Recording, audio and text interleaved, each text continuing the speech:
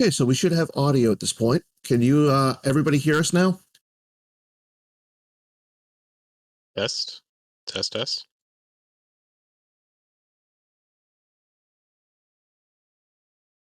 Okay, we got it. Okay, good. All right, thanks, Dan. Thanks for saving the day.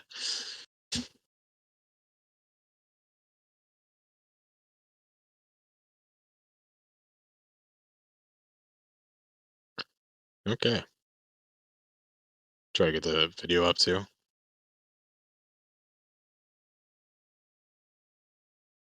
I'm working on it.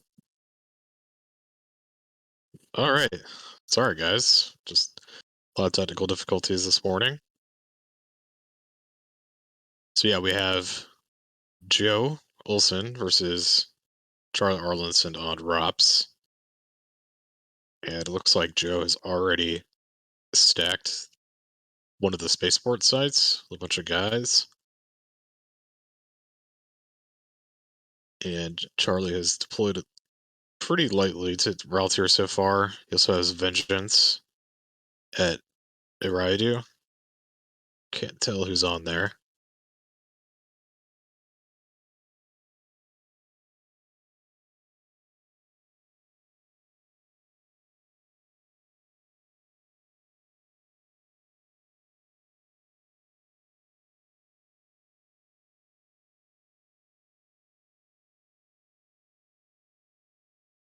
So just a quick recap of the top 8. We have Brian Fred, Matt Wadden, Mike Kessling, Brad Reinhold, Charlie Arlandson, Joe Olson, Greg Shaw, and Jeff Levine. So obviously here we have Joe versus Charlie. On the other tables we have B. Fred versus Wadden, Kessling versus Brad Reinhold, and Greg Shaw versus Jeff Levine. So it's basically teamed allies, new allies versus the world at this point.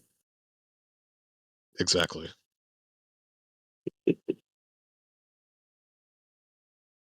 But there's a potential that they all lose and then there won't be any more new allies in the top 8. And there's also potential that all 4 of them will win, and you guys will just have control over the entire top 4. Very true. Uh,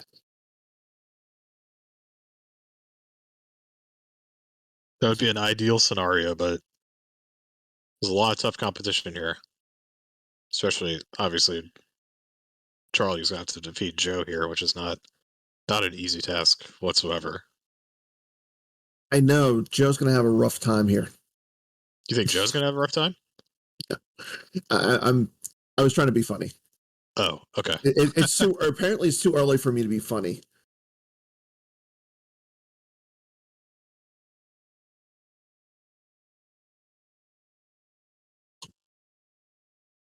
Interesting to see Joe go with looks like just like my father before me, starting the funeral at Pyre. Like he played this at Endor. Yes. And any surprises from being that Charlie's on ROPS today? No, Charlie loves this deck and he plays it really well, so I'm not surprised to see him on ROPS. As we've heard, ROPS is tops. This is probably not the matchup he was hoping for. I can't imagine this is a type of deck that you want to see as a ROPS player. Mm-hmm. Mainly because Joe just has all the good characters and he's only interested in fighting on raw tier. So your -1 from your objective doesn't really do anything.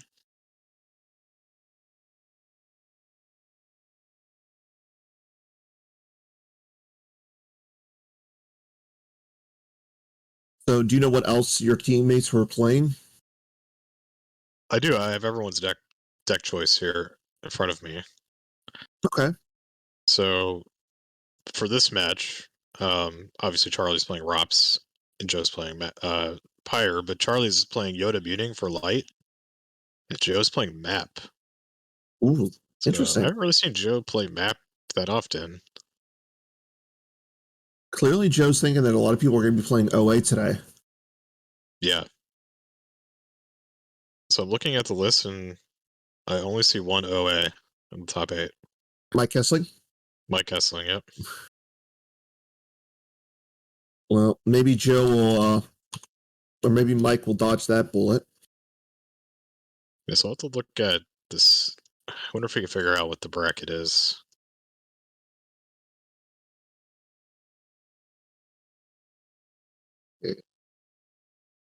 And then what else you got there? So I got Jeff on AOBS and Qui-Gon commuting, which I think is what he played yesterday. Yeah, he played those yesterday. Mike Kessling's on Old Allies and Map, his 2 favorite decks of all time, I would say. B-Fred actually, he's on Diplo and Rise of the Sith Dooku. What? Yeah. So that should be That's fun. gonna be interesting. Yeah. So hopefully he wins his first match and we can see him on camera. Matt Watt is playing No Idea in CCT. Okay. Did he play that yesterday? Did he play CCT yesterday? Do we know? I don't know. I know Garrett said that he was going to be posting the deck list from yesterday, but I'm not sure. Okay, the chat is saying yes. Okay, that's what I figured. Then Greg Shaw is on ROPS and No Idea. Okay. Brad Reinhold is on Sigfa again. And No surprises there. Yeah, last night we were trying to talk about like what he wanted to play. I was thinking between Qui-Gon commuting for him, but then he just suggested QMC.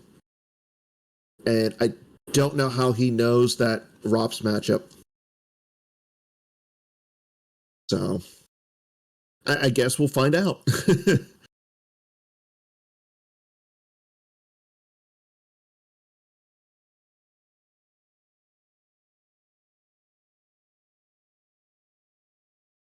All I know is I need Mike Kessling, Jeff Levine, and Brad Reinhold to finish 1, 2, and 3. I don't care who. I don't care who finishes like in the order, but I just need them to finish 1, 2, 3.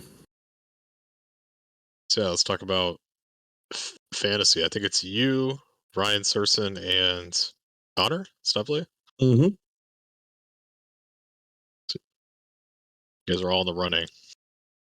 Yep. I have Mike Kessling, Jeff Levine, and Brad. Connor has Brian Fred, Brad Reinhold, and Matt Wadden. So unfortunately for him, he's got 2 of his guys playing in the first round. Yeah. Like that's just sucks. And then Saracen has Mike Kessling, Brad Reinhold, and Matt Wadden. He also had Kendall Holman, but you only take the top 3, so Kendall kind of just was like pushed to the side. Well, he also has 2 guys that are playing each other this round, Kessling and Brad. Good point. So it sounds like you got the best shot, Dan. Well, I also have 2 guys playing in the first round, Kessling and Brad.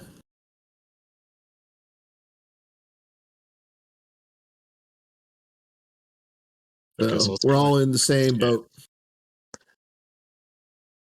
So it looks like Joe played another stack at another site,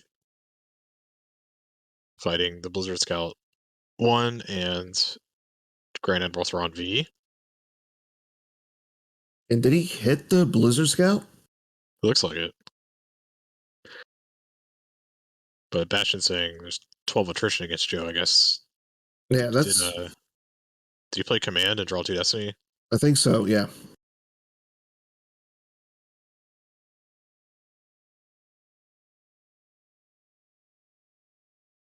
Got it off the table with Chewie. That's big.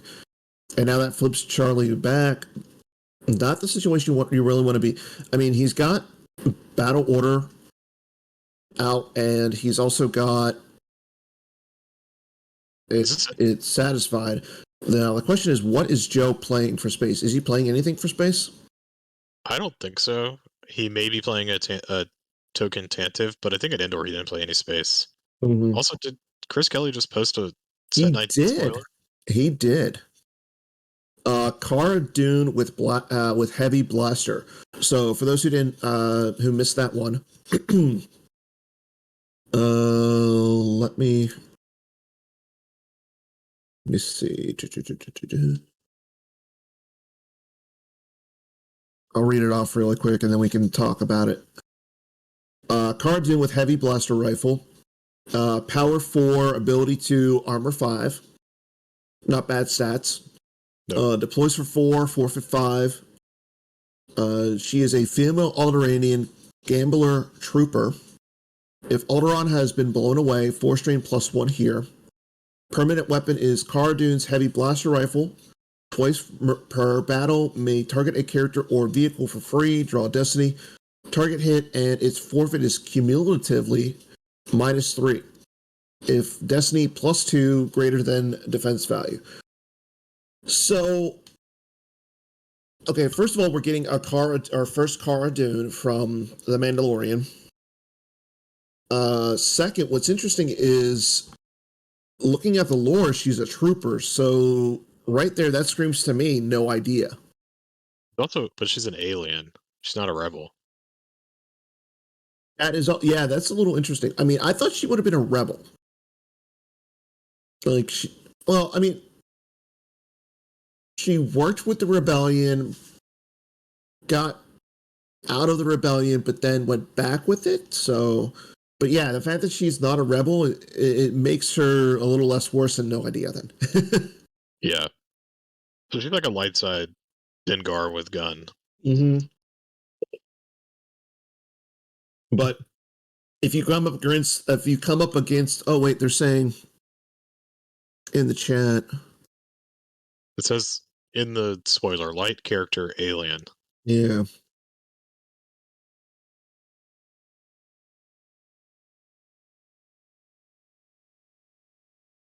Yeah. Interesting though, but yeah,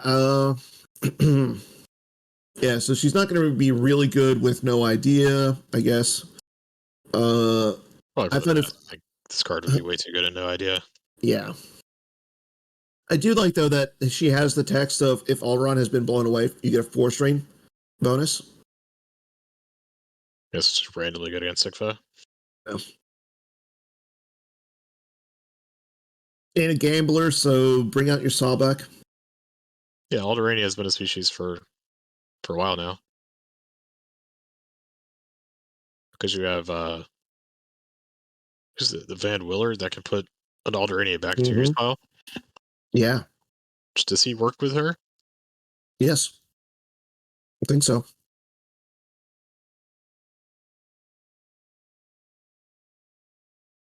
Yep.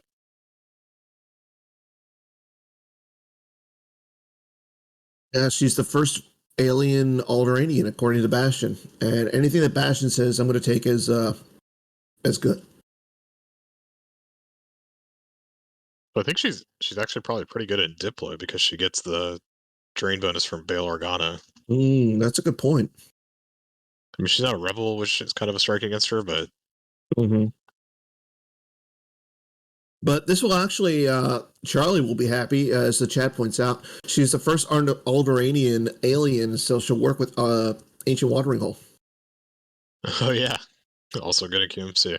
Yeah. Which a little surprised to see that Charlie's not playing QMC, or he's not playing QMC today. Like, he likes that deck. Yeah, the team has been kind of off QMC.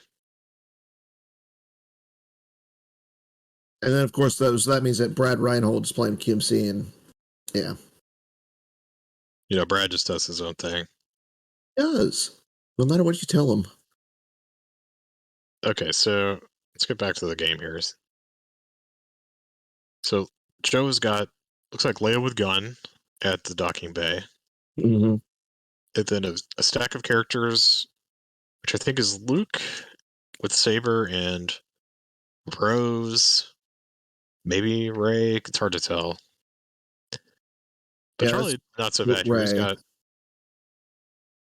He's got 2 router sites. He's got a system. So yeah, but I mean, with Joe controlling those 2 sites, essentially, Charlie's never going to be able to flip back.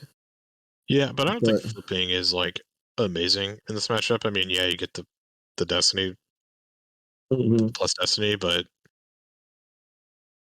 the force strain reduction doesn't really matter because Joe is just going to your sites anyways. True.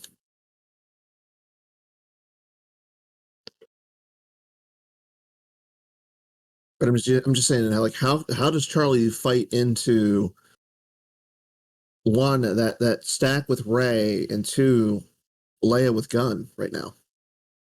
Well, I don't think he's going to actually fight the stack, but what he can do is he can try to clear Leia Mm-hmm.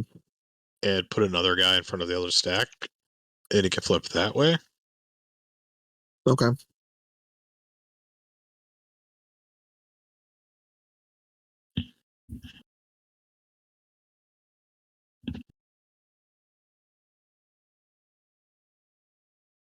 But Joe's, yeah, he's going to be looking to reinforce Leia.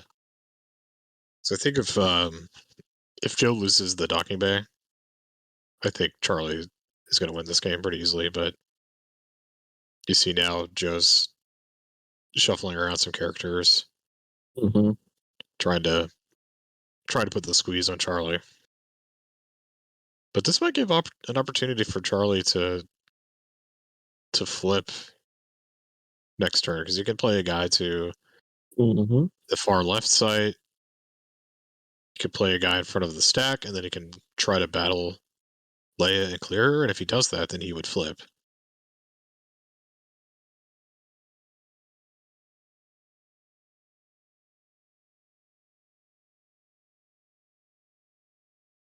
Yeah, Charlie's not in a terrible position, even though looking at the board state, it kind of says he is, just because of, like you said, Joe has 3 to 4 really good characters on the table right now.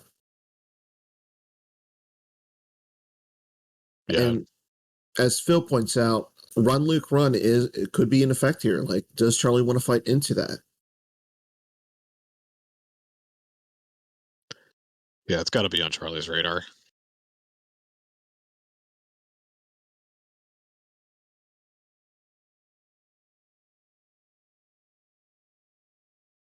We'll see if he can assemble Veers and a Walker.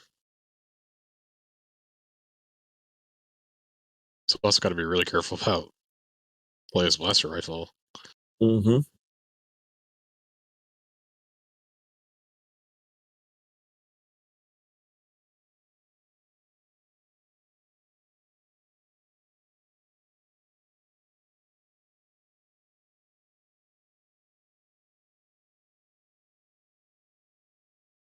But I don't think Charlie's path to victory here is trying to flip. I think it's just trying to control 3 battlegrounds with Imperials, Mm-hmm. so we can get the force run bonus at Aridu. That makes sense.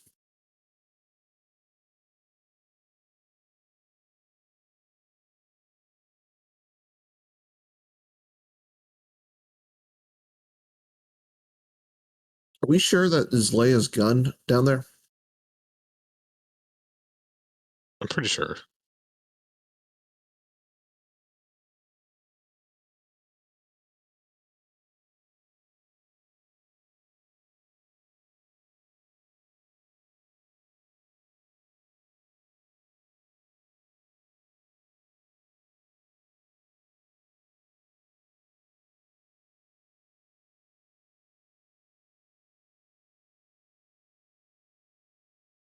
Really thinking about what to do here.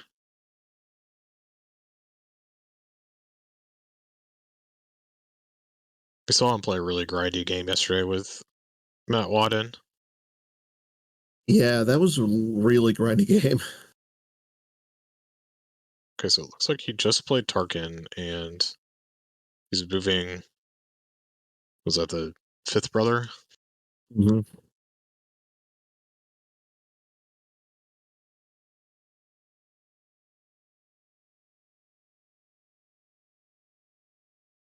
Now, which site is it that allows him to move for free? Is it the one that he's at, or is the one that is Leia's at?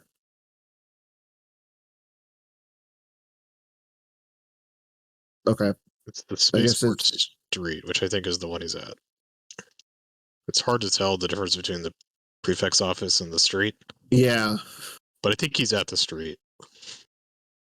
Yeah. And the one next to it is the prefect's office where Leia is.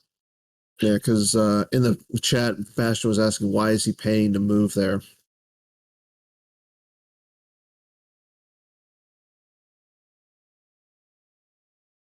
It's a good question. You just forget about the street game text? Maybe. I mean, that's the thing, though. Charlie doesn't seem like the type to really forget about that kind of stuff. I don't know. It happens. It happens to the best of us. I mean, you saw Joe miss a bunch of things in that That's game a good point. And Joe's a, what, 2-time world champion? I think so. He's up there. It's just a hard game, man. There's a lot of stuff going on, a lot of stuff to remember.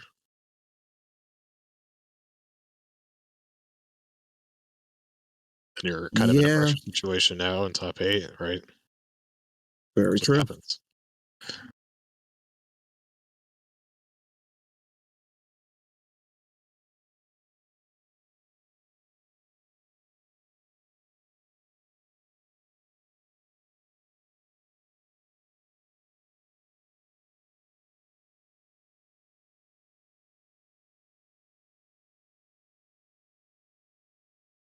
Charlie has a huge hand now, so he's gonna have a lot of options next turn. Waiting to see what Joe does, though. Okay, there goes a Tarkin. Yep, Joe retrieves that. Sorry about the mess. That's not a card that you want to see Charlie retrieve. Looks like Joe's in his move phase now. Didn't deploy anybody. Joe retrieve. I think he's taking him back. He's reverting all the way back. Yep.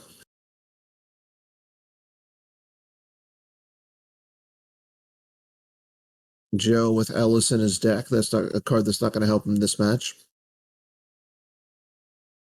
That's it. Moves Yoda over with Leia.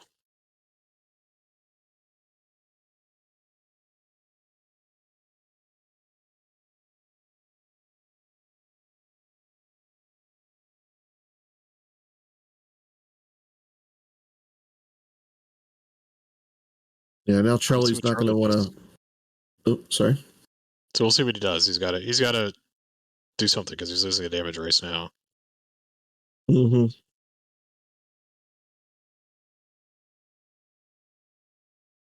Because Joe's dealing 3 damage and 4 strains, and he's retrieving with Rose. And right now, Charlie's only doing two with 4 strains. Yeah. And no retrieval.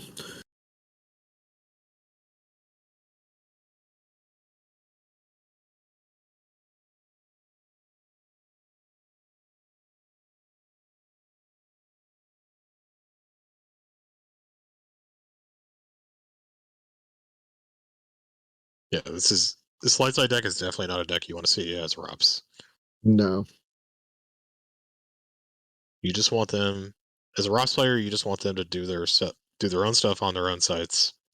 So you can make their force range -1.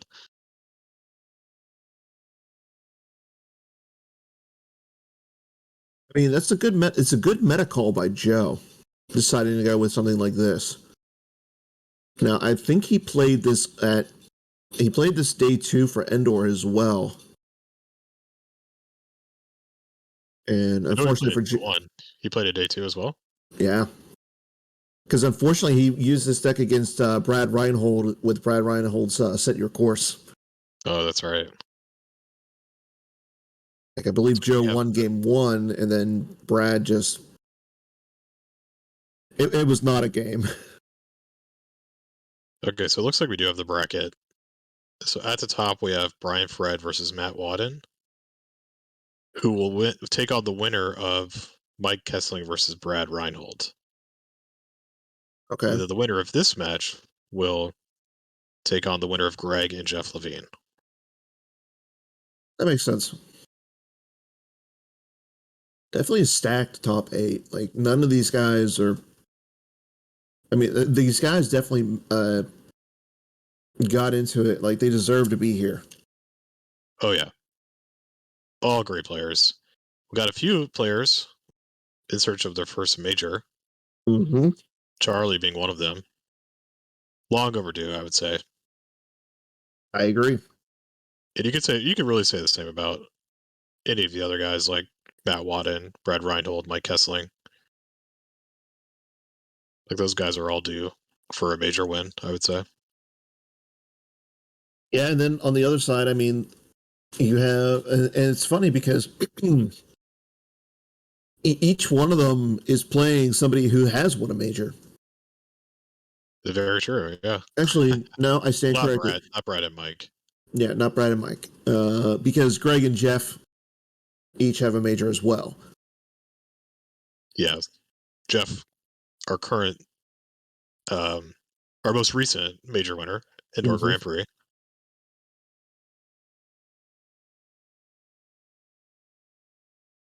Greg, what was his last win? Was it Continentals? So that was Greg's last major win. Mm-hmm. Joe is our reigning champion, nationals champion. Mm-hmm. And Brian Fred won Indoor. I think he won the first iteration of the Indoor Grand Prix, was his most recent one.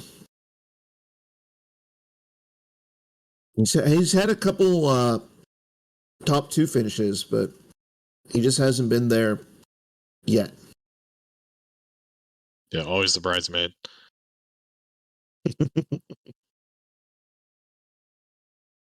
Okay, so Charlie's just Ooh, throwing all interesting. of his guys in front of this stack with Luke and Rose.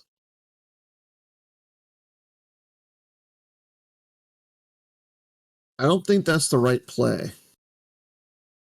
I don't hate it. I think you block a train of 2, right? And if Joe Yes. gets frisky and wants to battle, you have a chance of clearing Rose. True, he does have the choke Vader there.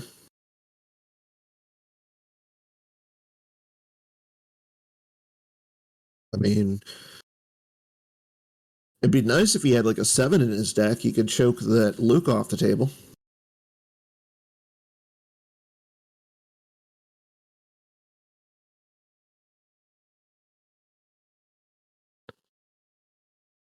He also There's the class of sabers. Luke run this way. Mm-hmm. So I guess Vader is the one getting clashed. You got to think it is, just because you don't want to lose your Rose. Yeah. And with Joe having 2 cards on the sand effect, Tarkin's not going to do anything.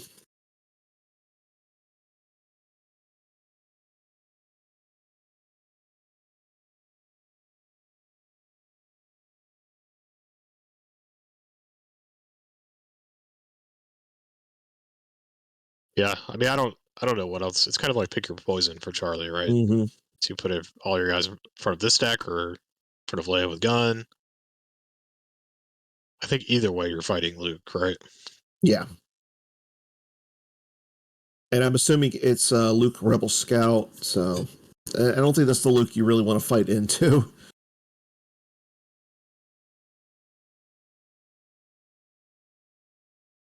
We're going to see some fireworks next turn. Oh, yeah.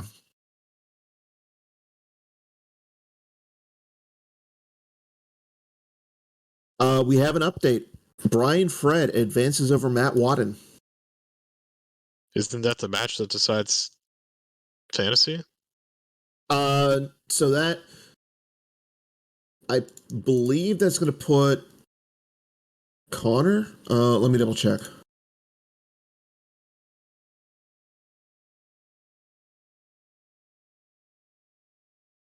Okay, so with Matt Wadden, is essentially like both Stubbly or both Connor and Ryan have Matt Wadden in their top 8, or as they're one of their 3 players.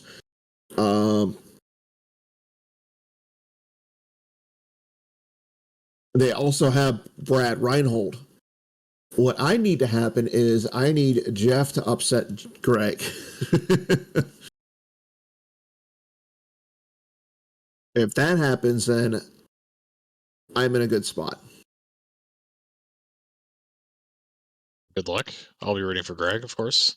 I know. I know.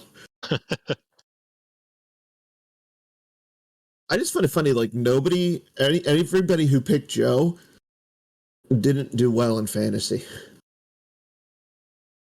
Like, don't get me wrong, the guy's a really good player. He's easily worth the 60 points. But do you really want to spend 60 points on somebody? I mean, if you're gonna do it on somebody, might as well be Joe, right? Bro.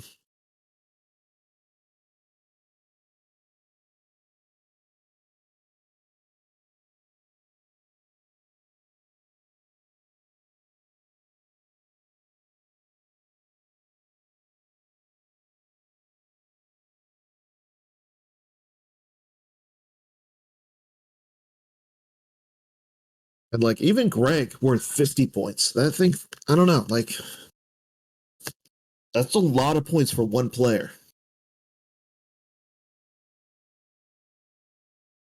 Yep, like, he's got a pretty good pedigree though. Bro.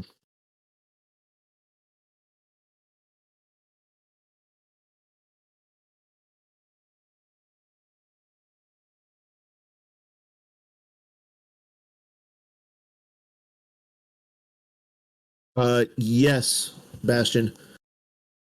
You are correct there.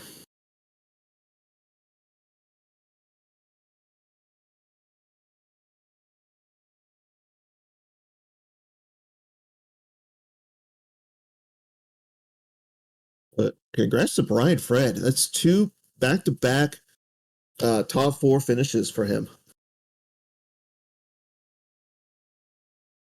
Yeah, I wonder what prompted the concession for Matt. I wonder what deck he was Mm-hmm. playing. Okay, so we do have some action. Joe is fighting into that stack. He swings at Tarkin, hits Tarkin, it looks like. And there's a lot of hand gesturing from Joe. Pretty normal, right? Oh yeah. Okay, so Piet hit. So Piet and Tarkin hit. Looks like a Qui-Gon and a BB-8 came down. Keep in mind Vader is Clash out of this battle. Yes. Now, if you're Joe, do you really like? I'm going to assume he's going to lose Qui-Gon here, maybe. But do you want to lose? Like, you have to lose first. Like, I don't think you're losing Rose, BB-8, or Luke. Yeah, I You think he really definitely don't. is Qui-Gon. Yeah, but if you lose Qui-Gon, then you take a ping damage from the Grand Inquisitor. I think Joe's okay with that at this point. Mm-hmm. I think all the other characters are too important. Yeah, I agree.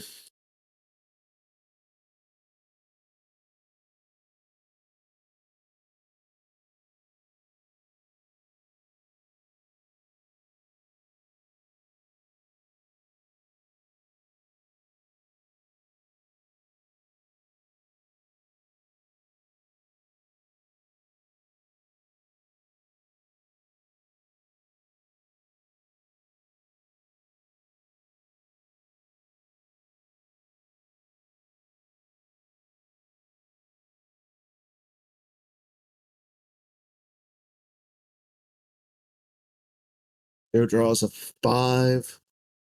Charlie draws a 6. Really drawing some good destiny this game.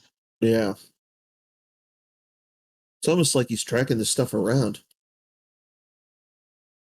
The And I exchange like, was that command for imbalance? yeah, I like that. That Or keeps was it? it. So that's going to keep Joe from playing the sorry about the mess combo anytime soon. Yeah, it's a good call.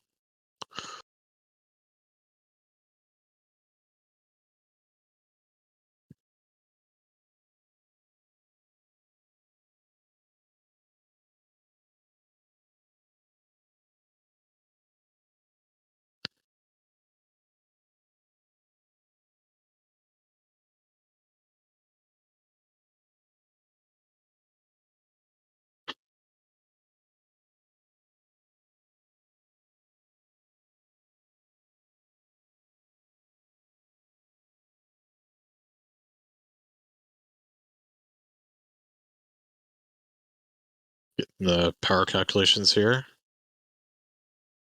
Gotta do it yourself these days. Can't rely on GIMP.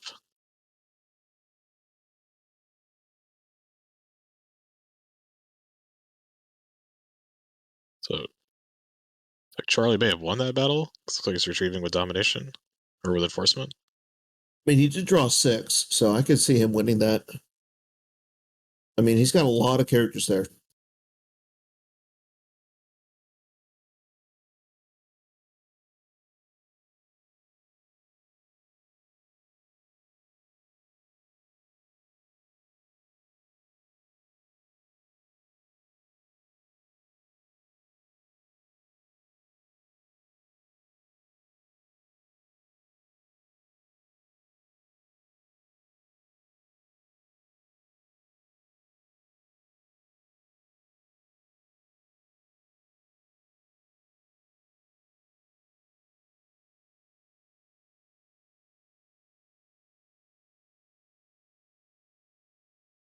We see Qui-Gon go to the lost pile. Yeah, and that's going to prompt up for the Grand Inquisitor.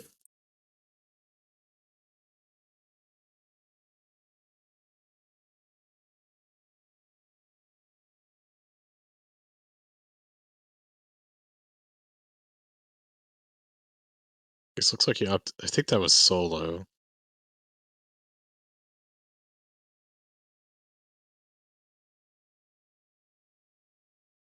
It looks like Ray went as well. And Charlie loses. Like, this is the 2-hit guys.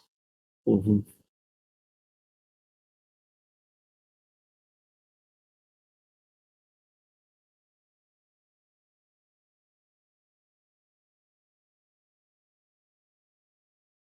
Yeah, in-person Star Wars is not easy to play.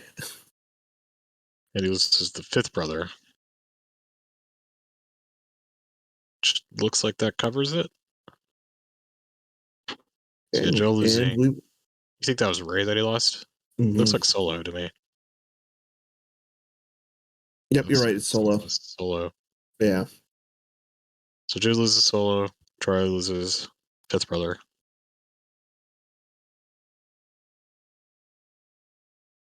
Yeah, Vader will be Clash, so he can block that drain. Next turn with impunity.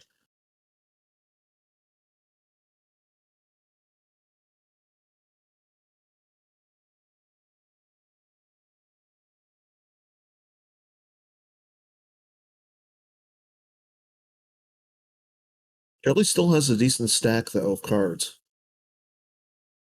Like, he's not in a terrible spot. Here comes Veers on Blizzard 1. Okay. This could be good. Especially if he tracked around at 6. Yeah, he's got to be careful. Oh, he's trampling. Oof. Okay. Yeah, I think he tracked that 6 so he could trample Leia. Yeah, and then just beat down on Yoda. Yeah, we'll see if Joe has an answer for this. And we know he's got the imbalance combo, so even if he could have done it during the battle. Okay, so trample getting grabbed. Yep. Yeah, I think that's the right move. Oh, good job, Bastion. Thank you. He retrieved the Emperor for the 6. Yeah, yeah. So we could track to it. That's why Bastion's one of the. He could track somebody else's deck. It's like why Bash is one of the best. Bastion's just over here watching and doing better commentary and tracking than we are.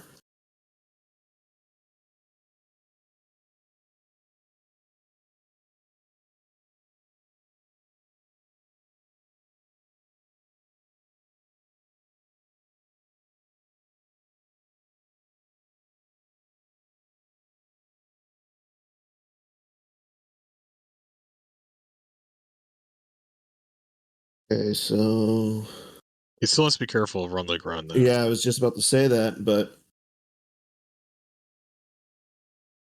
looks like Charlie's going to. Yep, he throws down the the Scout Walker. Yep, okay, that's somebody's game text. That's really solid. All right, so we see a battle. We'll see a Run Like Run, I assume. Yep, there it is.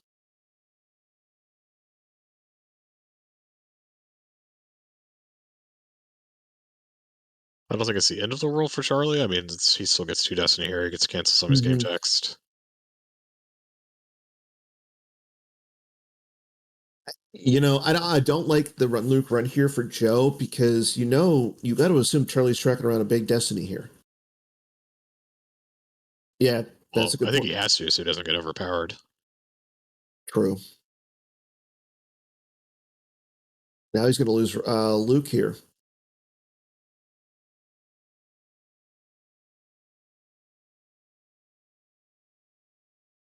Yeah, because Yoda was going to get his game text canceled. He's going to be like power 3 in a Destiny versus however much power Charlie has here. 2 Destiny.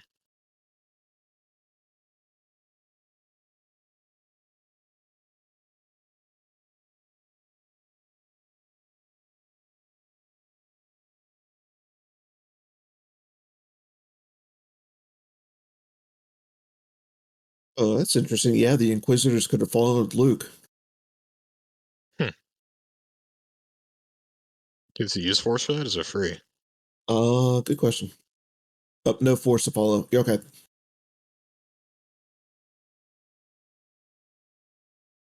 Mm-hmm.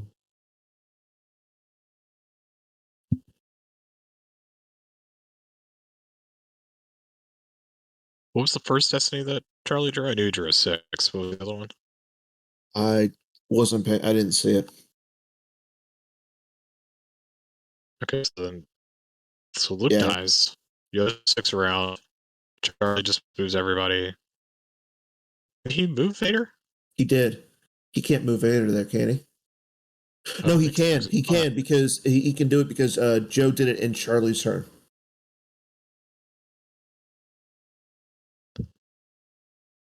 Okay.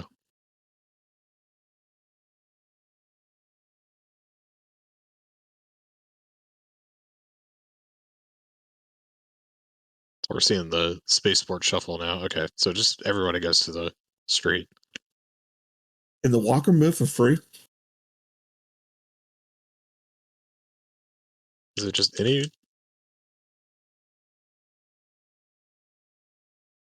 Yeah, it can move for free. It's just between locations. Well, I thought it was just Imperials that move for free. No, just your move. You may move free here in any related spaceport site. Okay. I don't play ROPS. I really should. I figure I should definitely learn ROPS before Worlds.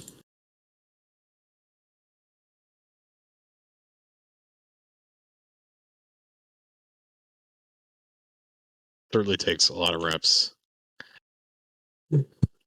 So many lines of play. Yeah. True.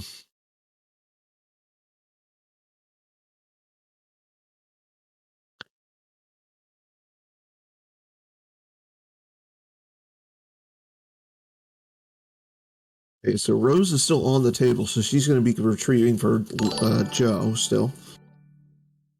Does Joe still have BB-8? I think he does, right? Yeah.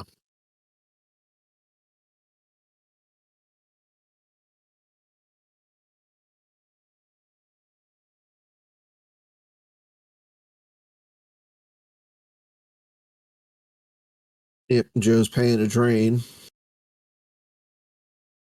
I think that's the real big difference right now is Joe has to pay to drain while Charlie doesn't. Okay, and yeah, but I think that differential is made up in the fact that Charlie has put a lot more cards on the table. True. And it looks like Luke was and a Saber came down, so I mean that puts Joe back to where exactly he was. I mean, now he's draining for 3, doing BB-8 damage and retrieving. So Joe's back ahead in the damage race.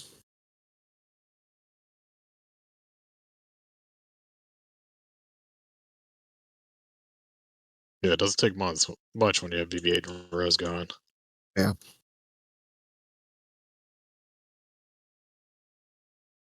And unfortunately, Charlie can't play BB-9E in this deck with the Domination, so.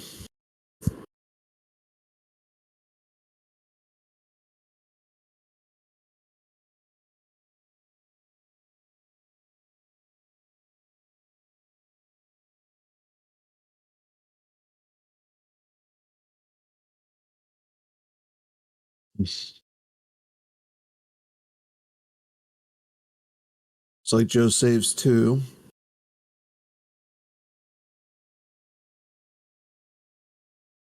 Looks like Charlie has about 12 left in life force.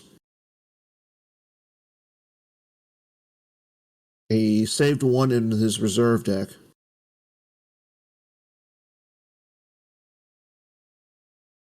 Joe losing from his life force there to the drains. I'm not sure if he's playing Dark Tie combo. I know it's a card that he likes, so maybe he is. It's a solid card. Like all those combo cards that the PC have been putting out have been solid. Besides that, I mean, the cheaper versions, I wouldn't say the cheaper versions, but the leadership light, the we West Accelerator plans light, they're all really good and really solid cards. I agree. Like I think they're really well designed. Okay. Blizzard 8 coming down. That's a foil Blizzard 8. That's nice.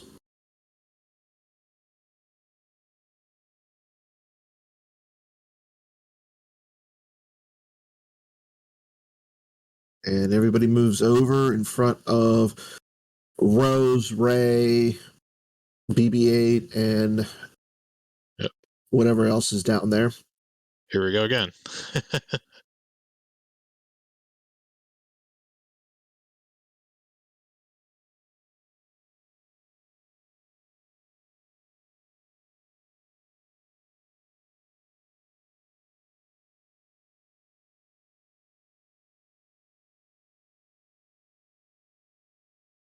And I just got 4 in reserve deck, and I want to say about maybe 10, 11 in force pile. Yeah, this is definitely going to be close. Yeah. A lot closer than I think what Joe wanted. Yeah. Like with this matchup, you got to think the light side is favored, but being that Charlie got it this close, I think you're in a good spot. Yeah, definitely manageable for Charlie in the next game. That's really all he's thinking about right now. And we know that Joe's playing map. What is Charlie playing again? Yoda muting. That's going to be interesting. Like, depending on the variant of Yoda muting, like that could be good for Charlie. Yeah, I think it depends. I think Map actually has a pretty good matchup against the standard Yoda muting decks. Mm-hmm. But if Charlie's playing like the one with matching ships and everything, then could be a little different. Mm-hmm. But Map is just so good against mains. It is. Ooh, Hera coming down. It doesn't look. I don't see the. Don't think Charlie has the sand card out. If he does, there's no cards on it. Yeah, the last one is Hera Bastion.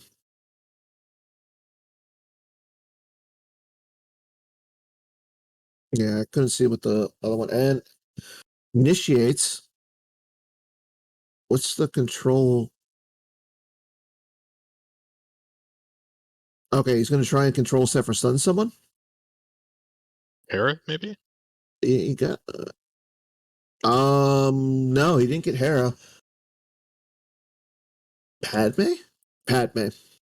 Okay. That's a Didn't good even one. see Yeah. choke. Now you can. Well, I think Vader's on the walker. Can he still choke from the walker? Oh, sure. Just like looking out the window, going, holding his I mean, I hand don't out see why there. not. It seems like Okay. There goes BB-8. So I guess he choked BB-8.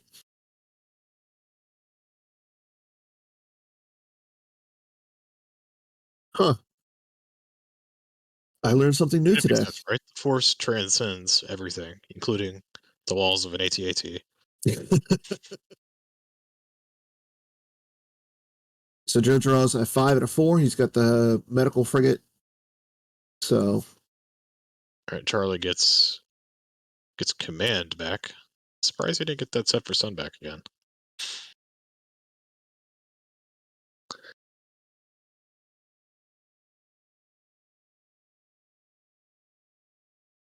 Yeah, he choked Padme. Otherwise, he bounced Padme so he could choke the droid. Yeah, I forgot. He choked from a Star Destroyer to a different Star Destroyer. Okay. That's kind of cool. I like that.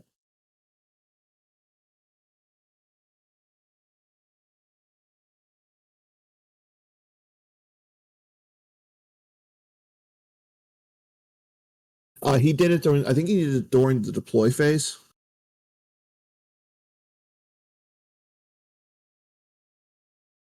I think he used the control set for Sun to. Oh, interesting.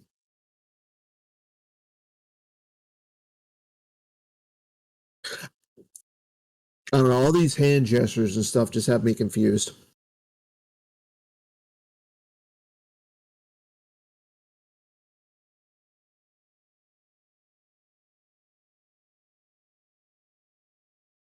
Okay, so it looks like it's Hera, Luke, and Rose still on the table for Joe at that site. So Rose is not doing anything now. Yeah, it's a really good choke on BB-8. Really shut down a lot of Joe's damage and retrieval. Joe runs away from the walker. This is looking good for Charlie, because I think, does he get the drain bonus at Iridia now? Or is it only Battlegrounds? It's probably only Battlegrounds. Okay, so no. No drain bonus yet. Oh.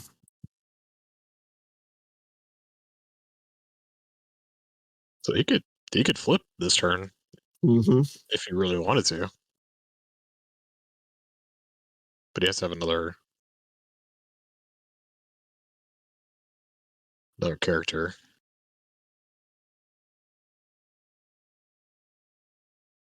Well, I mean,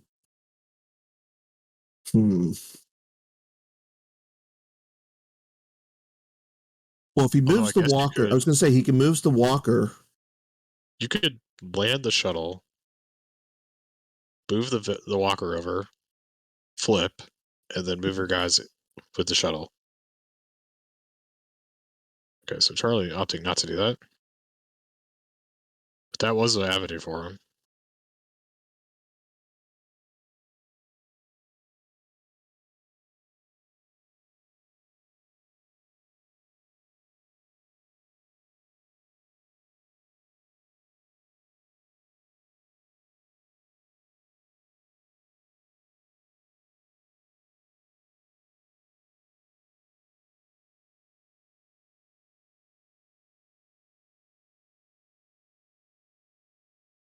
So Oridu just has 3 battleground locations, so it counts itself. Yes. Yeah, so he should get the drain bonus. So now he does have the drain bonus active.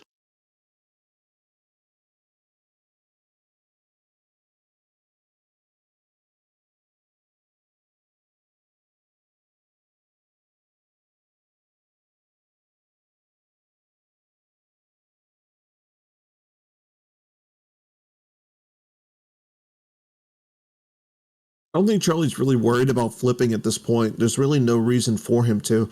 Being that he controls the system, the Arido system, and he's got 2 battlegrounds. He's draining for 2 there, plus 2 on the ground. Like, he's in a good spot, especially getting rid of Joe's resistance characters to activate Rose. Rose isn't doing anything. BB-8's not on the table, so. He's also back at the site. Joe's back at the site with projection on it. So he's only draining 1 and 1, paying 6 to drain for 2.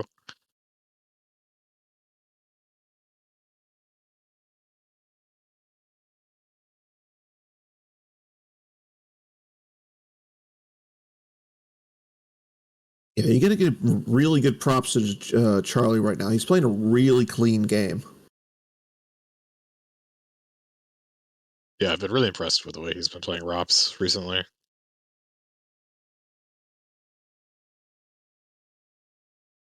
Ah, good point, Tom Hade. With Vader there, that the site, the one location, it's a drain -2 there. So Joe's only doing 1 point of damage. Oh yeah, Image of the Dark Lord. The random text showing up. It's great.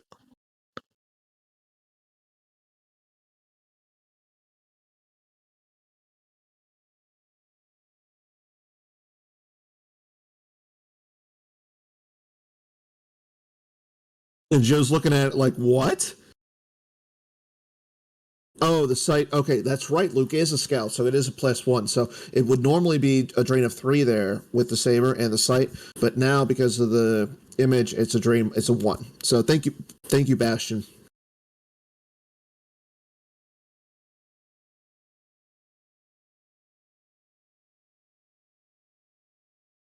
Yeah, see, I was right to begin with. I knew that. I knew all that. Oh, Vader's gone.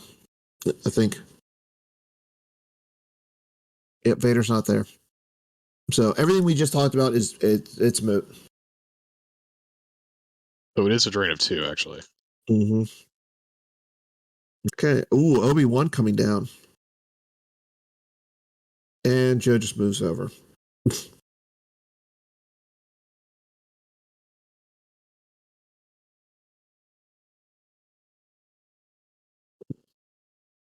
Yeah, I fully haven't woken up yet. Like I need to get like 1 or 2 games under my belt until I get to like prime commentary position. Let it reach your final form. Sure, we'll go with that.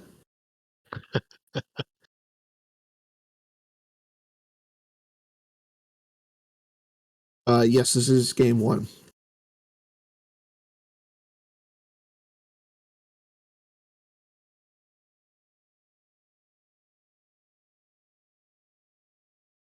Well, he's got a 6 for Destiny right now.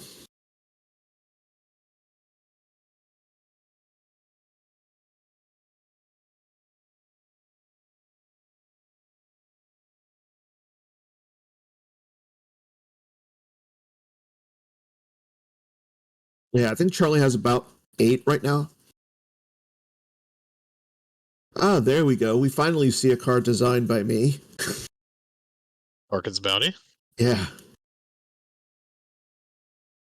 I mean, yesterday we had a game where we had Mike Pistone on, and we had a game where there was a card designed by you and a card designed by him going on the same game.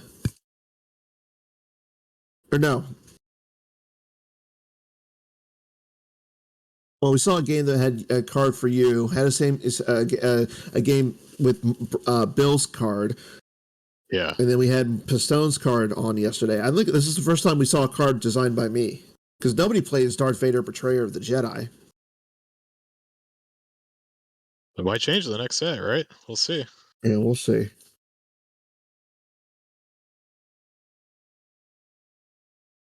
It's a cue for Chris Kelly to drop another spoiler. I think it is. Show us the ASM helpers. Come on. Yeah.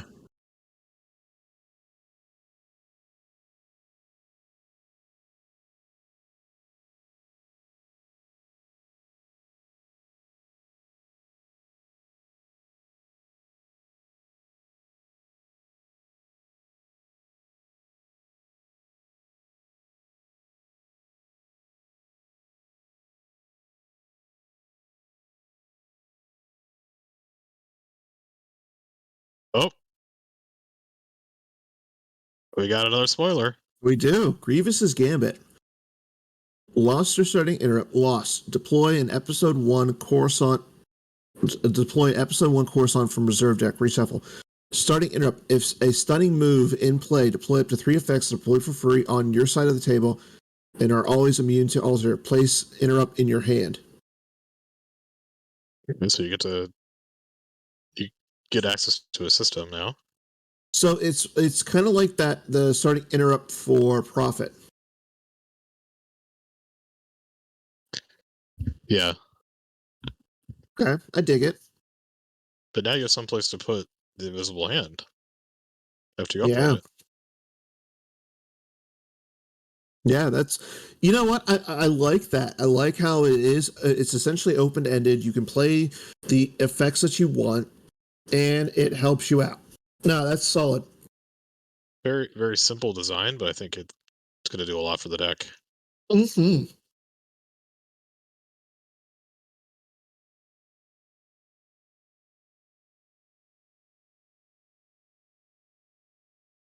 MHT noting about the move phase options of the visible hand. You can move from any of the sites to the ship. You can also shuttle up and down from Coruscant. It's Okay. true.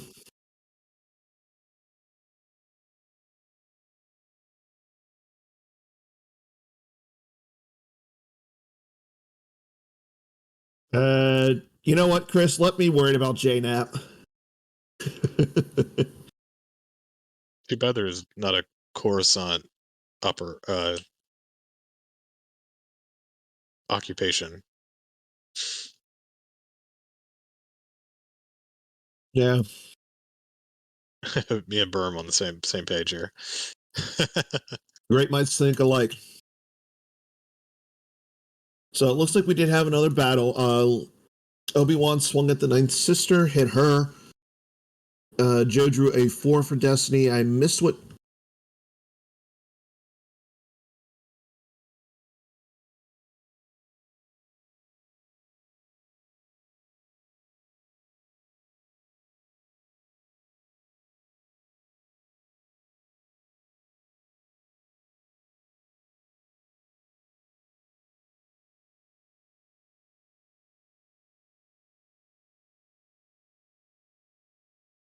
Unfortunately, that looks like it cleared the site for Charlie, and only the Blizzard 8 is left.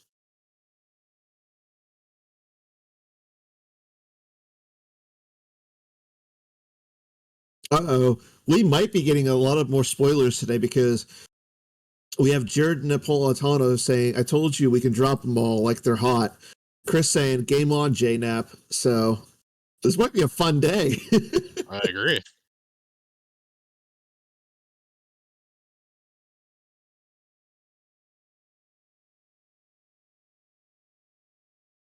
Oh, come on, we know that this game is just boring. It's a formality. Just give Brian Fred the trophy already.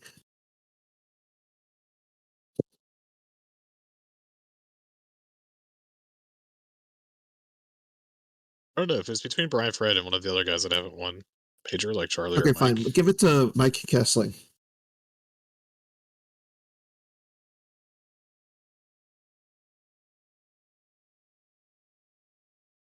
Or Charlie. Okay, so it looks like the game has concluded. They're counting up lost piles. It looks like Joe's won by not a lot. Definitely not a lot.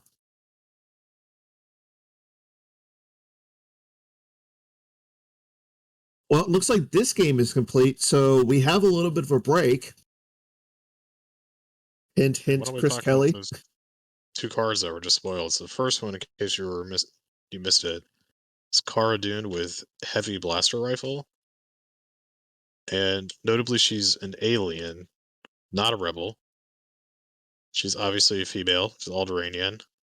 She's a trooper, and she gets force strength +1 if Alderaan blown away, so like randomly good against Sigfa. And it makes sense, right? You know, she's mad about Alderaan getting blown away. And then she has kind of like a Dengar gun. Gets to shoot twice. Shoots at +2, but only makes them forfeit -3. But if So you hit them, notably, you if you hit the same, if you hit the same character more than once, their forfeit value -6. Yeah. And Alderanian is a species for Ancient Watering Hole. Mike Pistone is happy right now. He's just like, I could play her in Ancient Watering Hole. That's going to make my. Oh crap! Come on, light side, my kind of scum. Oh, agents on the court? Thank you. Yeah, it's going to make his agents of course so much better. And then the other spoiler that we got was the Grievous's Gambit. Lost or starting interrupt. Lost, you can deploy an episode 1's Coruscant from your reserve deck, reshuffle, and then the starting interrupt is if stunning move in play, deploy up to 3 effects that deploy for free on your side of the table and are always immune to interrupt, and then you put it in your hand. Definitely excited about this one. Yeah, I think that's it's a a deck that I really like, good and one. I think a lot of people like it. And then we do have an update regarding this game that we just saw. Joe ended up winning that one by 6. Okay. Ooh. I think as Charlie, you're happy with that result. Yeah, easily. And Jared and Chris, are we allowed to show off images? I want permission from important people. Chris is saying probably not.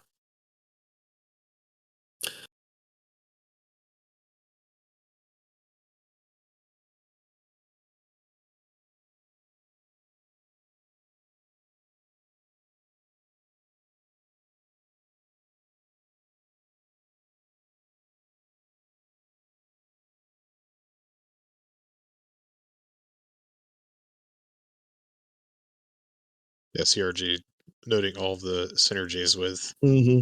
Cara Dune. Yep, works with Bale and Van Willard. So she seems like an easy fit at Diplo. What about No Idea, CRG? Do you think she's good at No Idea? Doesn't get the benefits of it. I mean,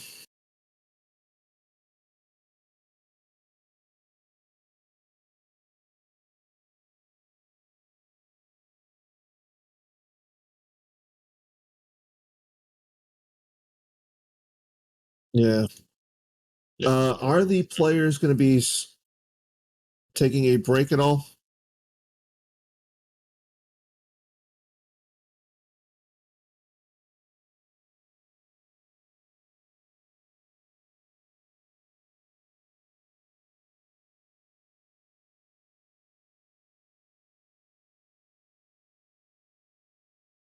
Oh, it looks like they're going right back into it. So pulling up the let's go ahead and get back into this next game. The next game is going to be Charlie on Yoda muting and Joe on map.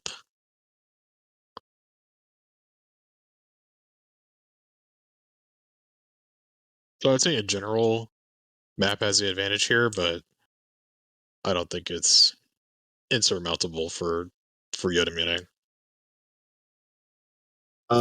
Well, good news, everyone. Christmas came early, and Santa Christian has some stuff to show off everybody. So as soon as Oh, I we get got this, images too? so give me like 4 to 5 minutes. I'll get this going. If you want to take control for a second, Jeremy, while I get this done, that'd be great. Okay.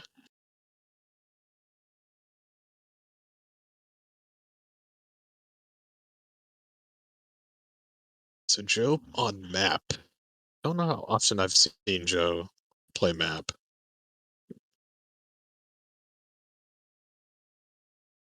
Yeah, Joe won game 1 by 6.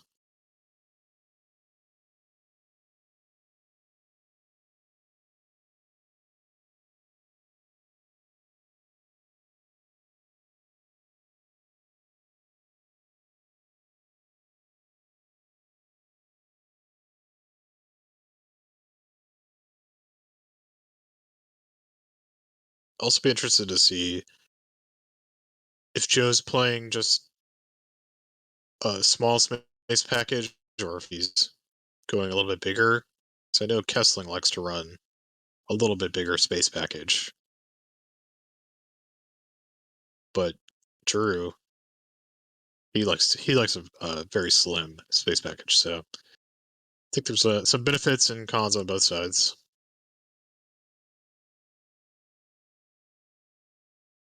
Yeah, CRG pointing that Joe may be expecting old allies from Kessling or Charlie. Which I think Let's is see a that. pretty good expectation.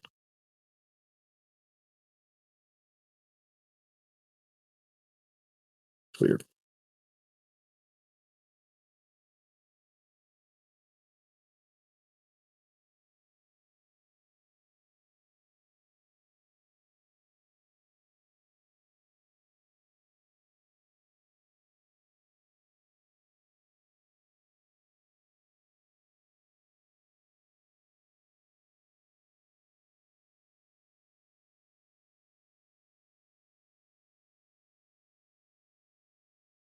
Mm.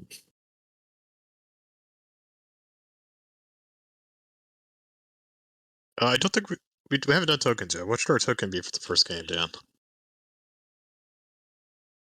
Hmm.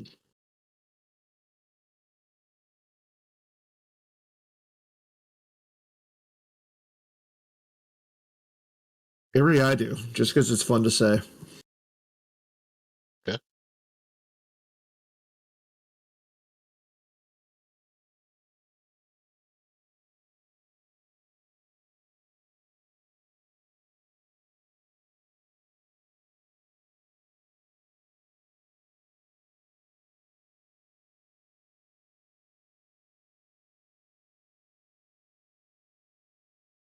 All right, looks like we're off.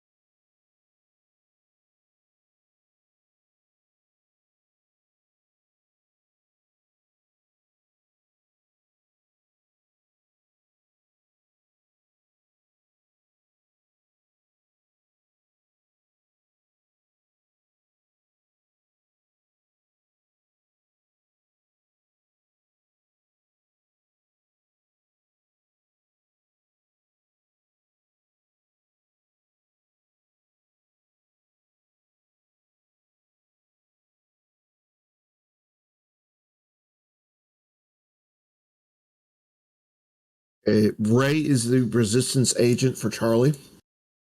Yeah. That makes Interesting. Yeah, that makes sense.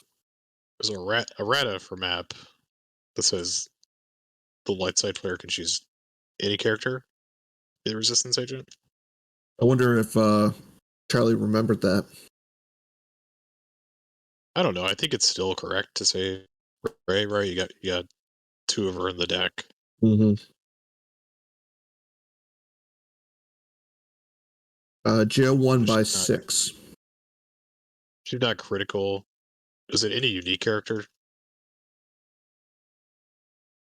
Yeah.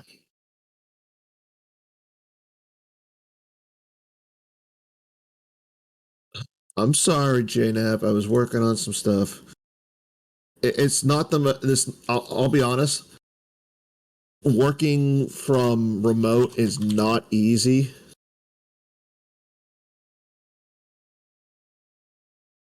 But we can talk about that afterwards.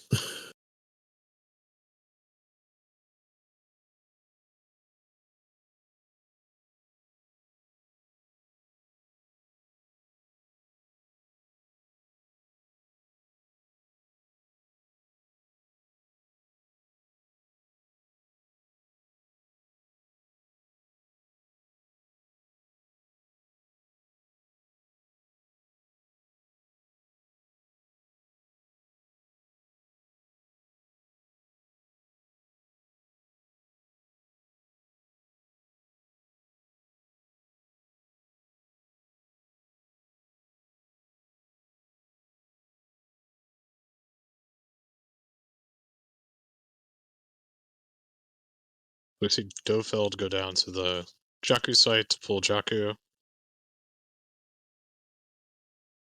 Dofeld also with an errata. What Now was you have his to use errata? 3/4 to move Kylo.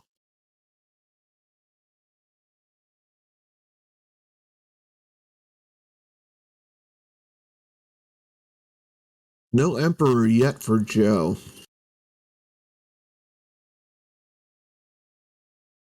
But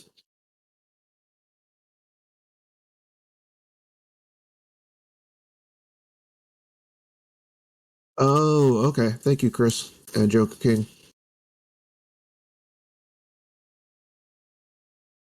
Charlie's got 2 sites in his hand. Unfortunately, both of them are battlegrounds. I don't know if that's a good thing or a bad thing. Ooh, Anakin Skywalker coming down to the village.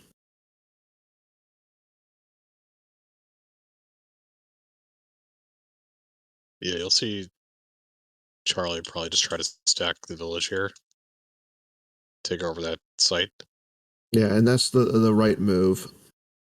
Like I've found that if you can come down hard to the village with say like Luke Jedi or Luke the Last Jedi, Luke Rebel Scout, Luke Master Luke V, all these good Luke personas, uh, it's really hard for the ROPS player because they're essentially going to have to fight over one battleground site.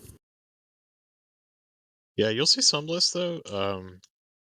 Play uh play a blockade hallway for this situation. If they take over your Jakku site, then you can just play the hallway and put all your guys there and train in space. So I don't know if that's what Joe's playing, but that is an Mm-hmm. option that some map Yeah. players go with. We see meditation go on Anakin. Really solid first turn for Charlie. Like the fact that Joe doesn't have the Emperor out, all he was able to do was get out Dolfeld. And you stack the site with a saber, threatening a drain of 3 next turn. That's really good. Yeah.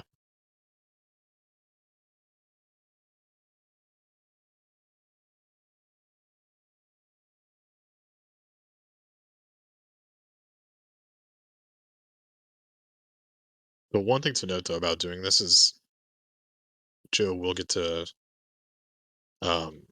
search his use pile Mm. when he deploys guys to the village. So that's one thing to note.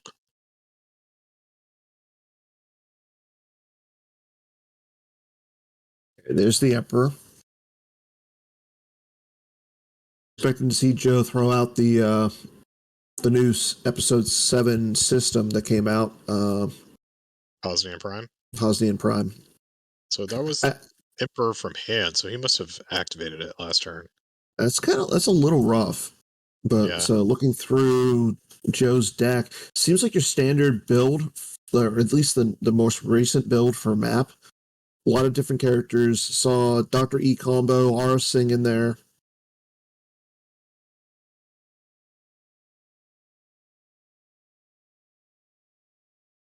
It looks like he's playing more ground and less space. Mm-hmm.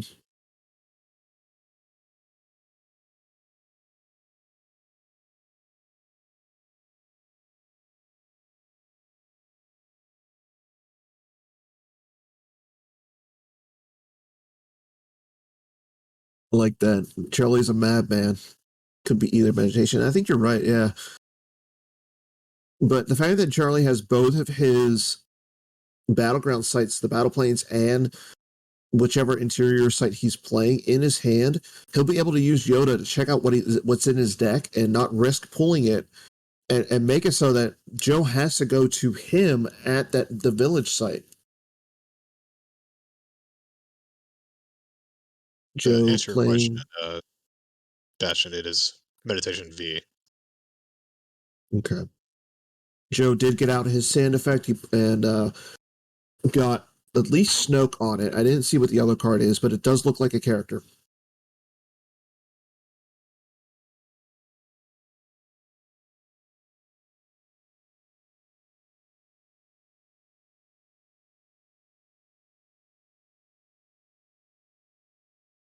You 3PO are going to help out Joe.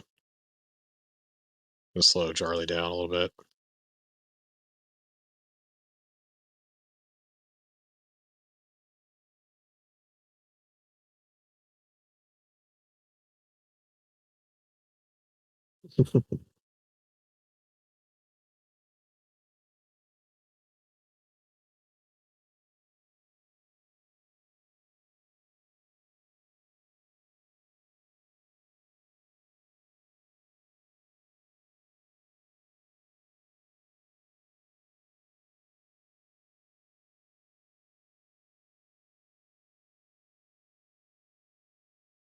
Yeah, with that U3PO, that tells me that Charlie or that Joe's not really ready to go fight at that site. Okay, Master Luke.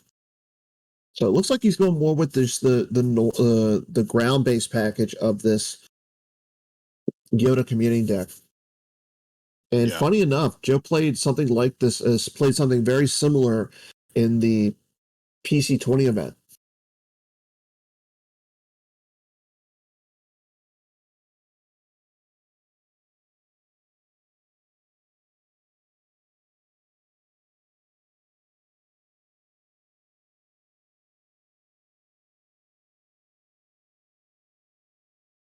Okay, so Master Luke comes down, and Charlie's just going to draw some cards.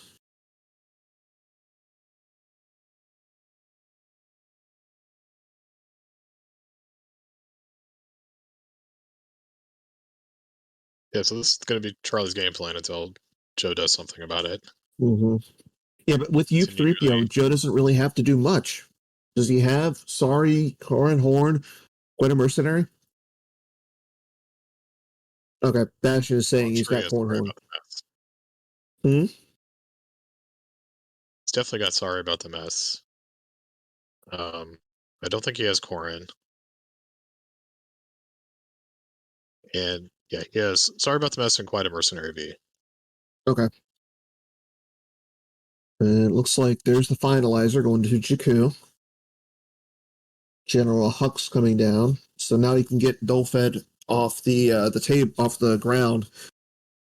Him being a little bit of in a risky position there. Yeah, definitely a liability.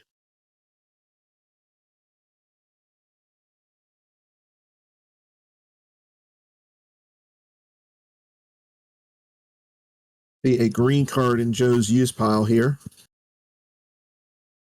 The choice of Luke Three, a here is few kind of red interesting. cards. Usually they play the immune to attrition Luke, but Charlie opting for Master Luke here.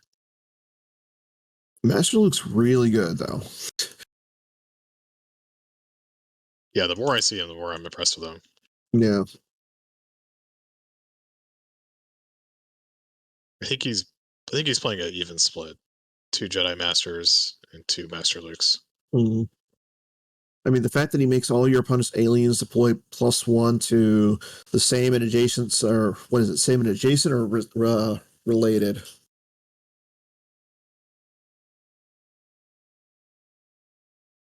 The opponent's aliens deploy to same and related Tatooine sites. Okay. That's really good. That comes into play sometimes. And then once per game, you can get a lightsaber back on him. Mhm. It's really a solid Luke. But looks like Charlie's got some good cards in his hand, including a Qui-Gon Serene Jedi in there. Oh yeah, Qui-Gon. He's awesome. Oh, yeah. Oop, sorry, combo's right on top.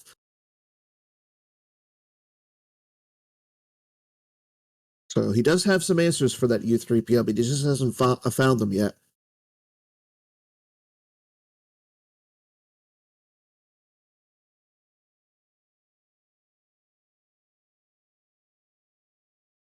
Oh, did you see a Corrin Horn? Bastion said he did. Interesting. I One didn't of see those it. things.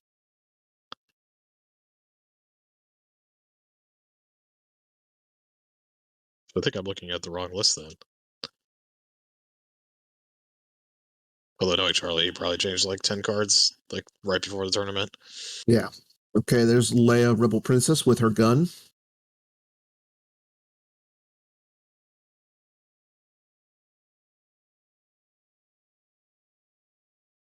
Rey coming down. So Charlie's just stacking that one site. He really needs to find something to do to get rid of that corn horn. Then he can start draining for quite a bit. Yeah, it's only a matter of time. Mm-hmm. And Joe's really not threatening a lot here. Pay 3 to drain for 2 at Jakku. Up there's the corn horn.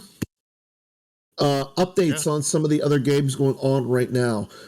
Jeff Levine over Greg Shaw by 15 in game 1. Mike Kessling over Brad Reinhold by 14.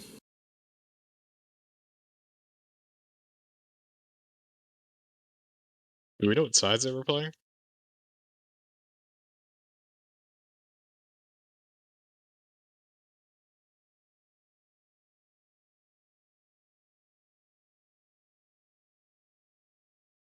I'm assuming Mike played. He said he played map, so I'm thinking he won game 1 by 14 over Brad's QMC. I mean, he could have won by that margin too. Old Allies versus Sikfa.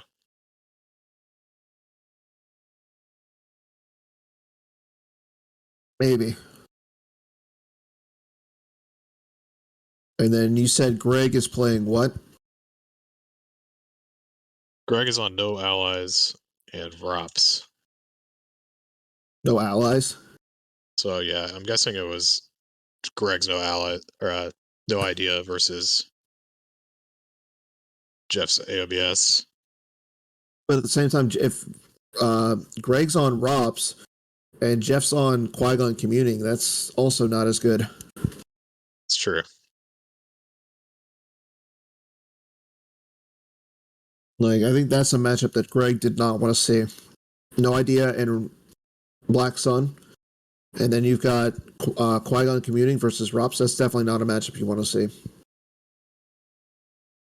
Yeah, Greg probably was not thrilled to see Jeff Levine as his first round opponent, considering Jeff's range. I mean, Jeff played the exact same decks for like the last 2 tournaments. Yeah, that's what I'm saying. If you're Greg, you're probably not happy to see Jeff knowing that he's going to play those 2 decks. Yeah. Okay, Joe getting out the Vengeance. Okay, so he's going to establish himself up in space. He does have the Hosian Prime out.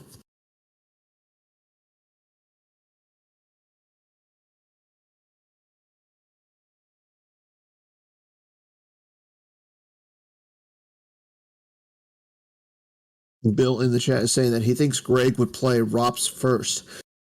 I kind of agree there because you want to know how much, like, how bad it is for you, but we'll see. I really want to know what happened to that Mike Kessling versus Brad Reinhold match.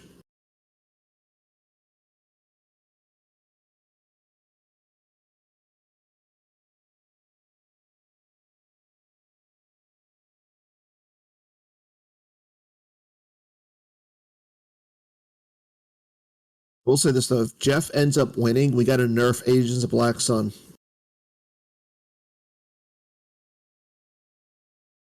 Nerf the deck or nerf Jeff? What do you think? Both.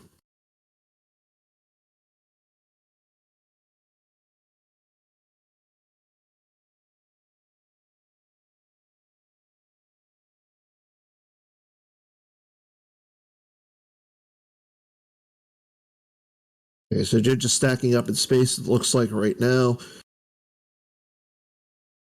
He's got to do something now against that stack of characters at the village. Because we know that Charlie's not going to throw down those other 2 battleground sites. Yeah, he'll hold those until he needs them. Mm-hmm. I think what's going to be interesting about this game is whether or not Joe is playing another battleground site. True.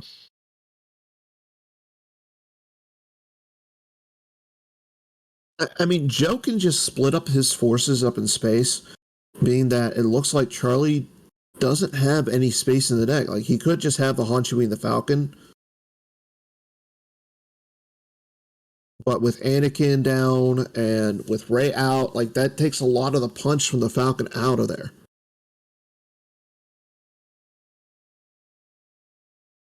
Yeah, I think the damage race would still go to Charlie because Joe would not be able to satisfy resistance. So he'd just be paying 6 to drain for 2 and 2 in space, so 4 total. And right now, Charlie's doing 4 as well.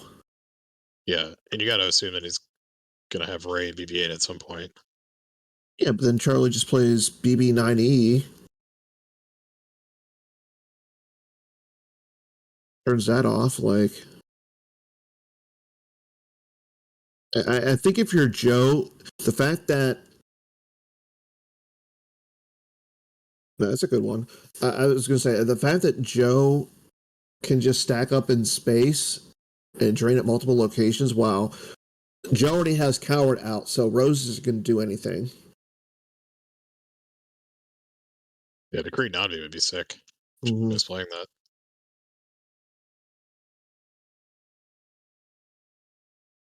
I mean, why not? You already control the site where the Emperor is. You control 2 systems. Like, if I've learned one thing from Batmouse, you play stuff like that and you win. Like, look at his little Darth Maul Batmouse deck where he would just sit Maul at his what is it, His cave. the Dathomir site. Yeah, you just control 2 systems and it shuts down all their drain bonuses.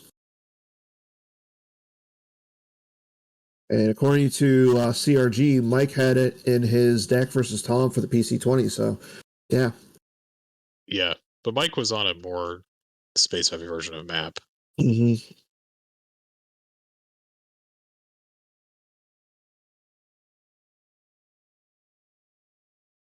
So Joe technically flips, but he flips right back because Ray's on the table.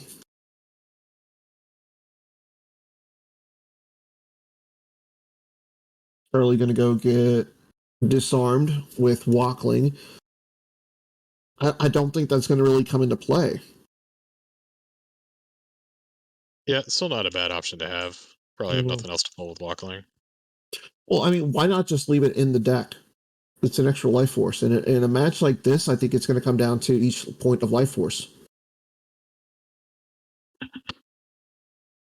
Yeah, but I think it's just at this point in the game, he just wants to have access to it just in case. Fair. I don't think we're at the point of the game where he's like trying to save every bit of life force he can. Mm.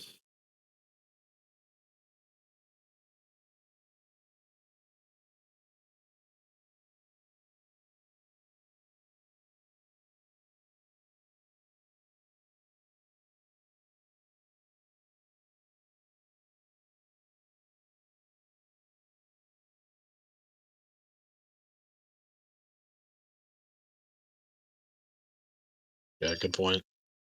Point, Matt. Bad saying that this is signaling that Charlie probably already has Unita V in hand.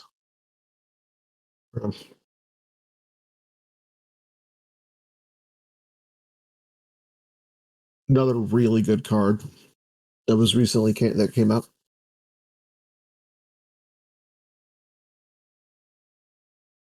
That's a really good question, Worfs. I'm really surprised that Joe hasn't shuttled him up.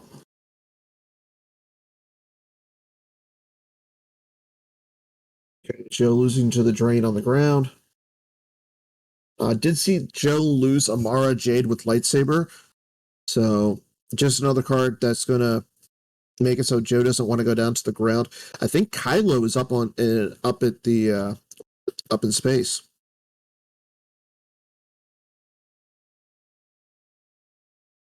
Yeah, so Joe might just be like consolidating guys, Mm-hmm. and then eventually plans on. Chris, we know that Corn. Sorry, go ahead. I'm not sure what Joe's game plan is. If he's like planning on shuttling down at some point. She's putting Kylo up there. Mm-hmm. Charlie's just going to draw, so he's just going to drain and draw. I saw that Charlie has Mace Windu and Qui-Gon in his hand. So yeah, if he could find like Jyn Erso and just go down to Mitka's site, profit. Like, he plays Run Luke Run in there. I'm assuming he plays multiple copies. Like, there's just so much that Charlie can do. Oh, thank you, Joker King.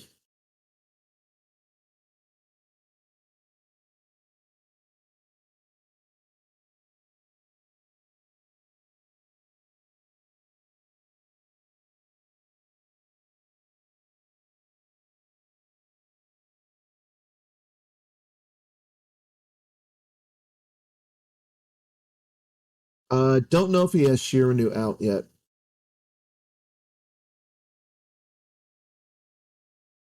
Well, if he did, then Joe would be ahead in the damage race.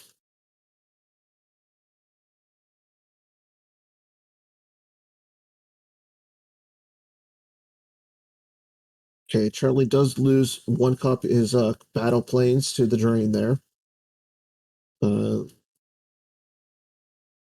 Yeah, I think you can lose the battle planes, but you want to keep the other side available.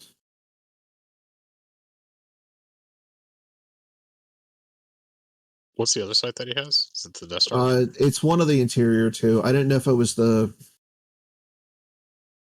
I don't know if it was the core or just the generator. Oh, it's one of the heavy ones. Mm-hmm.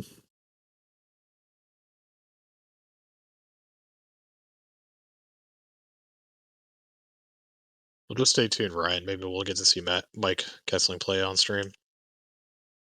Then you'll get to see a ton of white border cards.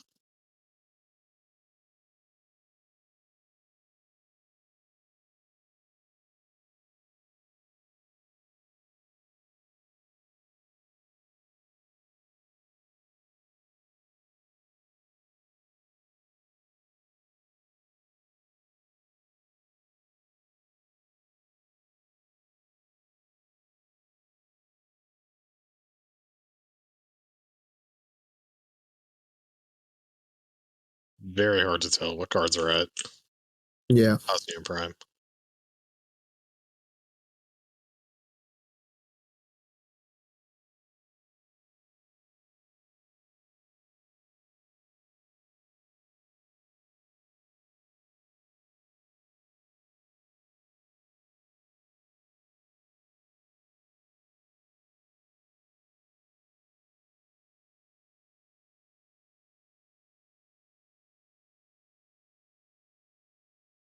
Hux is on the finalizer, I believe, but I know he's got the Vengeance out. The Vengeance or the Steadfast? It's the Vengeance. Interesting.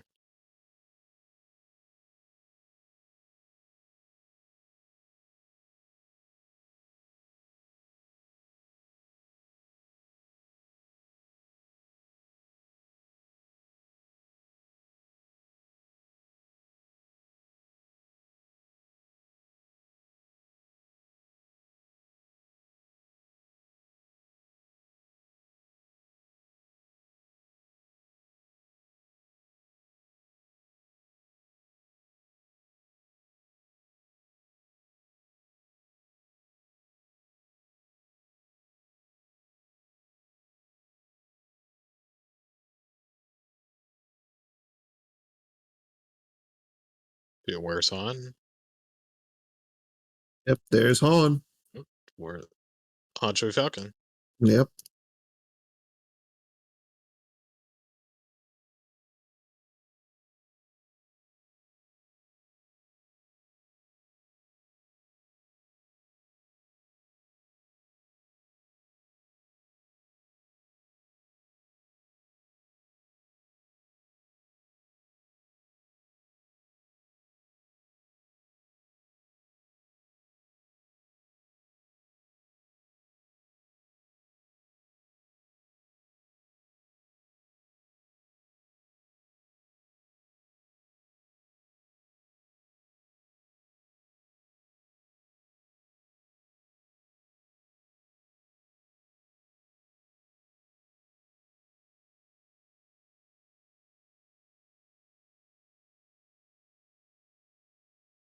Command for Grand Admiral Thrawn. He's got to find Shirnu at this point. He might not be playing Shirnu.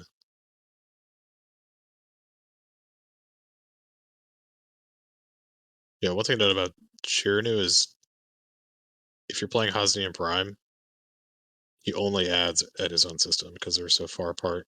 So Prime and Jakku. That's a good point. He's weirdly not a leader.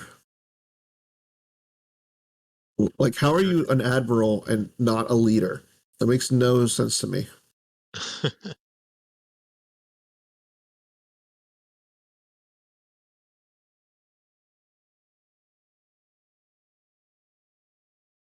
Yes, we are active judging today. Yeah, so definitely let us know if you see something.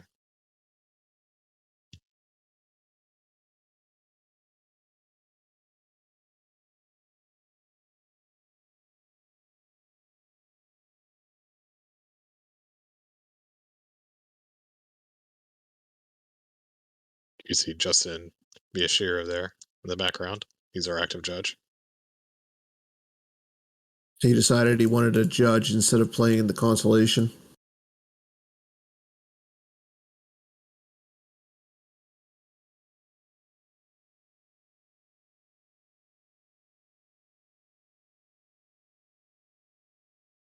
And I love how Charlie just has one mission right now: sack as many characters as he can on that one site.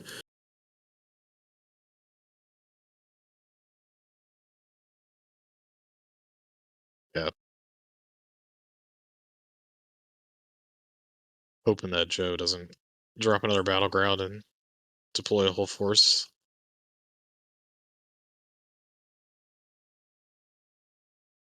And it looks like we have 8 people in the constellation for today. AJ Hatum, Kendall Holman, Carl Koenig, Sam Tashima, Brian Harold, Logan Patigue, Adam Shelberg, and Corey Lauer. And Mark Walseth is currently running it. Who do you like in the constellation? I think AJ, like, he had a really good day yesterday. He played really solid from what we saw. I mean, he did make a couple of mistakes in the feature match that we had him on, but at the same time, he was like really looked like he really played well. Okay, Joe's bringing the ruckus. Like, that's So Doomstack versus Doomstack. It's kind of what I alluded to earlier, where Joe just puts a bunch of guys in space with the intention of just landing at some point. Okay, so Charlie's looking at his hand in response to the disarmed. Doesn't look like he has the Odin combo. So, Leia is Leia's yabbed. Okay, thank you. I thought it was a disarmed. Now I see the UR beaten in Joe's lost pile. Yeah, remember that disarm that Charlie just pulled into hand a long time ago? True. It's going to come into play here.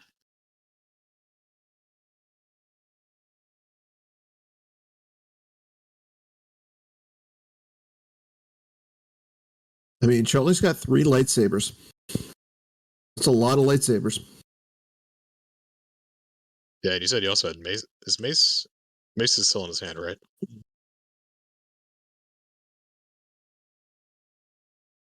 Okay, so Charlie responds with a clash. Flash the Kylo. I don't know. Like, I think Joe was just getting antsy and decided that, like, a drain of 5 is not something he wants to take. Yeah, I think that was Charlie's plan all along, was to force Joe's hand into a line like this. Yeah. And now we get to see a flurry of interrupts and a bunch of nonsense commence.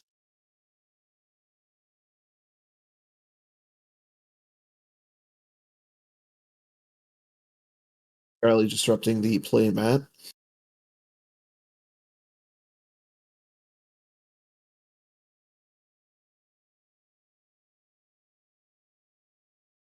Did we see who Charlie clashed? Kylo. Kylo, okay.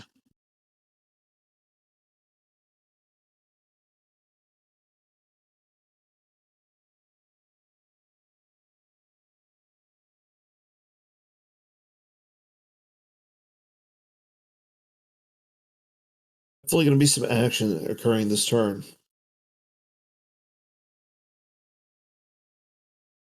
Yeah, it should be a pretty exciting turn here, Charlie. One thing that might come into play now is that unless Joe has somebody who's a ability 4 or greater, he's not going to get any Destiny. Well, he'll get Destiny, but it'll be made into 0. For Master Luke, right? Yeah. He might have aura there.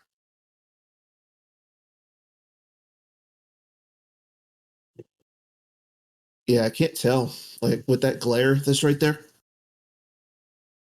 Yeah, once again, we apologize about the glare. Like it's kind of nice when Joe leans in and like there's that shadow that occurs because the glare is reduced by a little bit.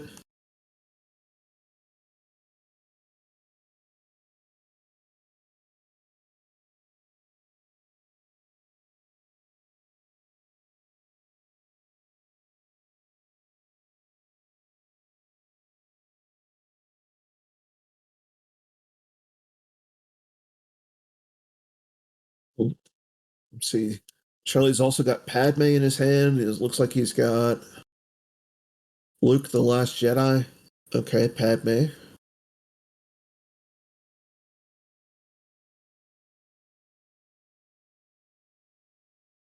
Yeah, obviously, Padme, fantastic here.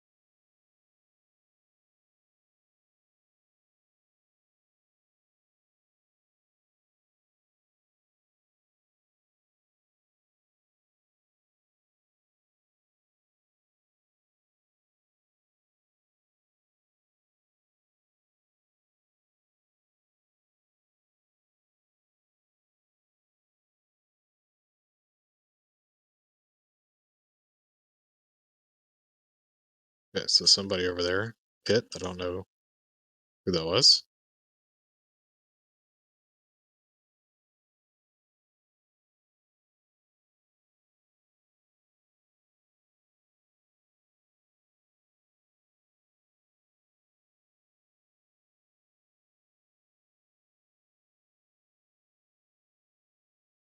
I'm not sure if he put Thrawn in space. Like I said, it's really hard to see So see a with Saj, that glare. Dr. E combo, a trooper. Got a quick glance there. Joe leaned over. So he does have a Saj there to get around Master Luke. Which is good.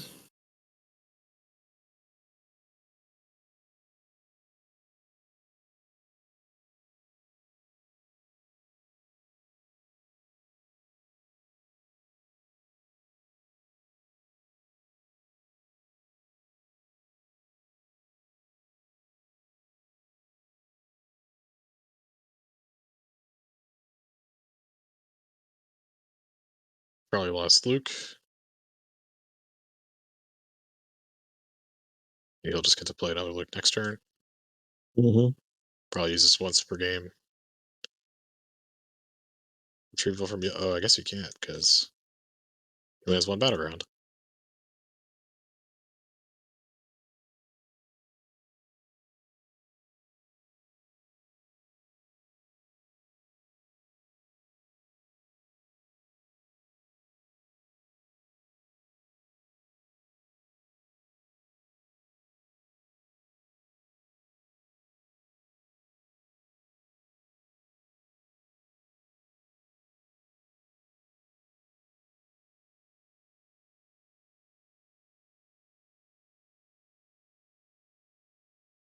Sorry about the mess, Charlie's hand.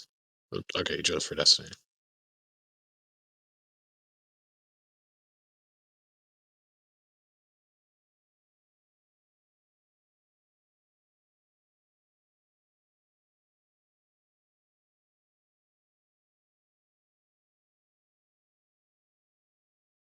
So we'll see what happens when the dust settles on this battle. Yeah. Here.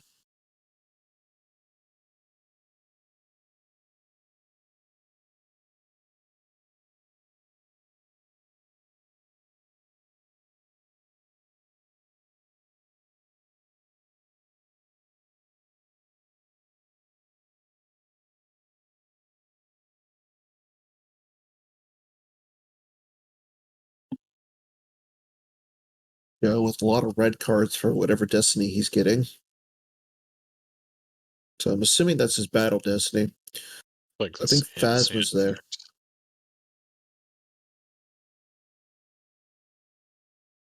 Yeah, it's going to be a lot of attrition. Oh, Pride is there. Oh, okay. Yeah, so saw the Ventress, saw Pride. So it's got a lot. Now I can understand why he made the move to come down.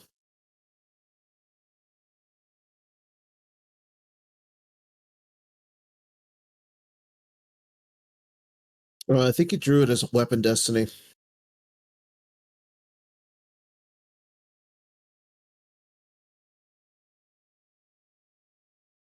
Okay, we have an update. Jeff Levine advances over Greg Shaw. Jeff won with Agents of Black Sun, and then he drew up when Greg had 11 cards in his deck with Qui-Gon commuting. So Jeff Levine will advance. He will face the winner of this match. The one member of New Allies down. And, I hate to say that. I know that he's part of your team, but he helps me out.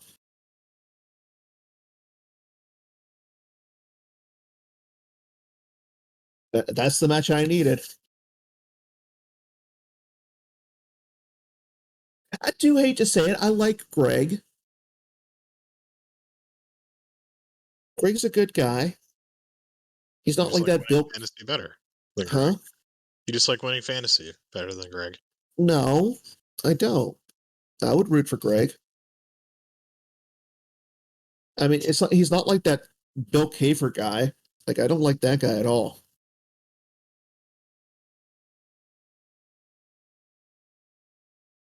Yeah, Taco Bill. What kind of nickname is that? I know, right?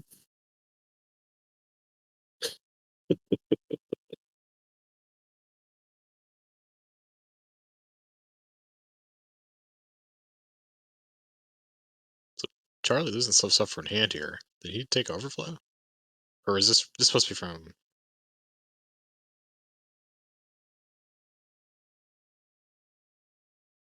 Sure.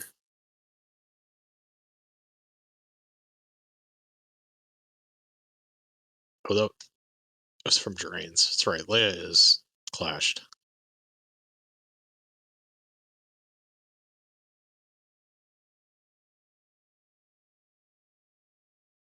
I mean, the one good thing is Joe didn't have to pay to drain.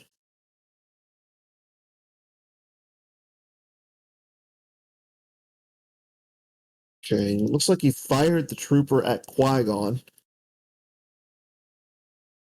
Leia is still you are beaten. These guys all getting operated on by Dr. Yep. It's not looking good for Charlie. No.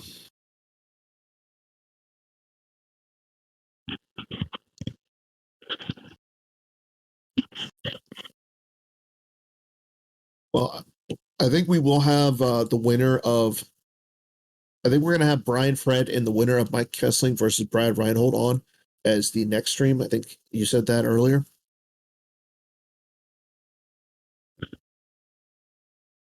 Say that again? I said I think we're going to have Brian Fred and then the winner of Mike Kessling versus Brad Reinhold on as our next match.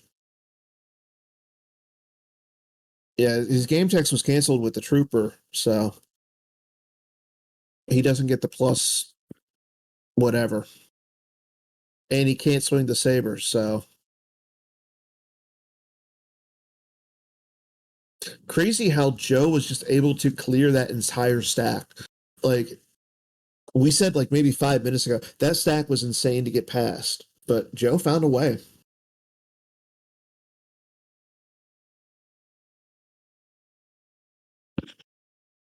Yeah, I definitely think that's one place where map excels, is it can definitely just cut through a stack of characters Mm-hmm. pretty easily.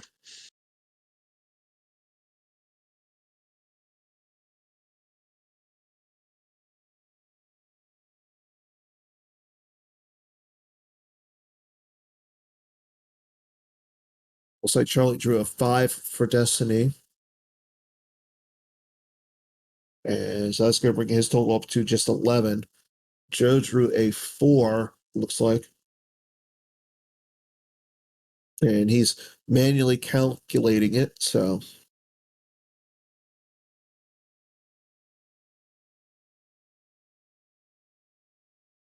Yeah, Charlie did pull Hotry Falcon V into hand with Warzone a couple turns ago.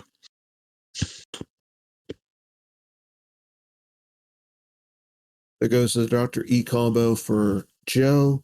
Charlie has to lose Qui-Gon. So he's probably losing to Kylo here. And then I assume he's got a Gek or Hujix. Well, he's got the effect. I think Joe initiated the fight.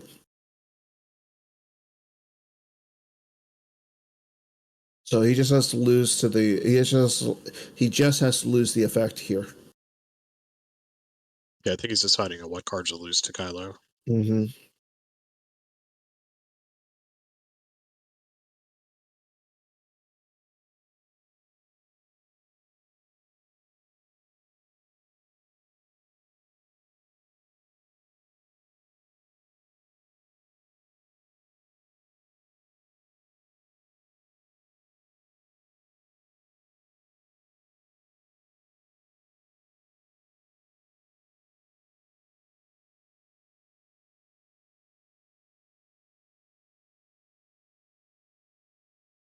There goes Qui-Gon. There's the relieving effect.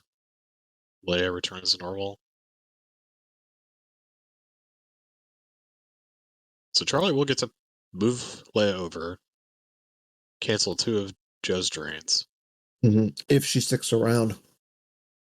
Yeah, if she sticks around. And Charlie can go to space now, because I think it's just Finalizer and PV is my guess. Mm-hmm. On Halcyon Prime. I thought it was Hux. Is it Hux? Yeah.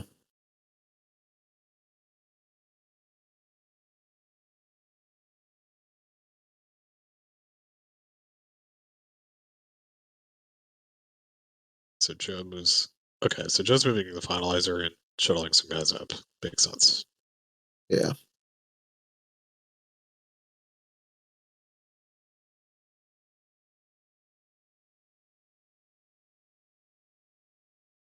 So I think Joe's asking whether or not he flips. But it doesn't matter, right? Because Ray is the agent. Ray's the agent, so he should flip.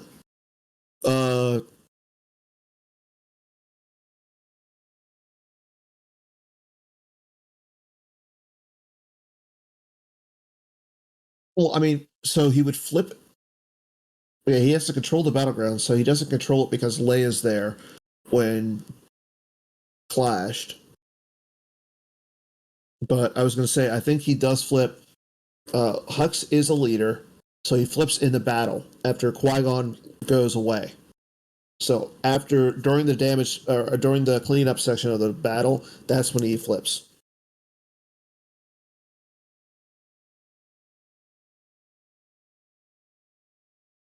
Uh, He goes right to Slack.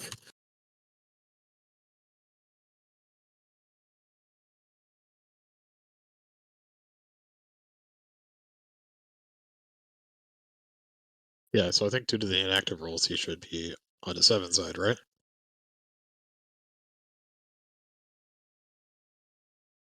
I think, but I don't want to be the one who calls this. Bastion is saying he thinks so. It would make sense to me because she is inactive there.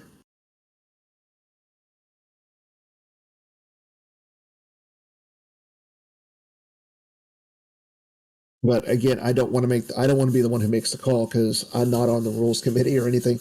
Looks like Greg is chatting he's checking.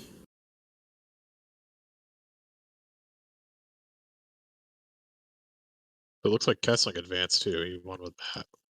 Unless that was. Oh. I can't tell if that was the result from the first game being reported or if Kessling just won the match. Where'd you see that? Garrett posted it in our. Oh yeah. That was the first one. Okay, so that was the first match. All right. Yeah.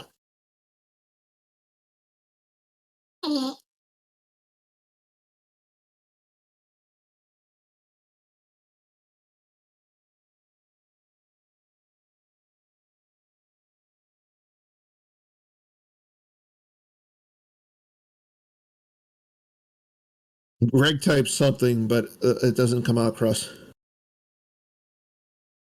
Yeah, I think Joe just said it. So, Greg.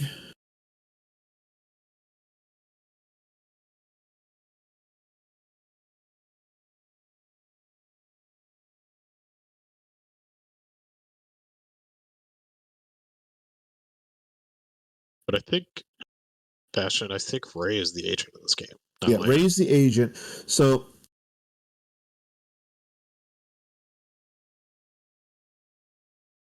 Hayes is saying Joe would not flip.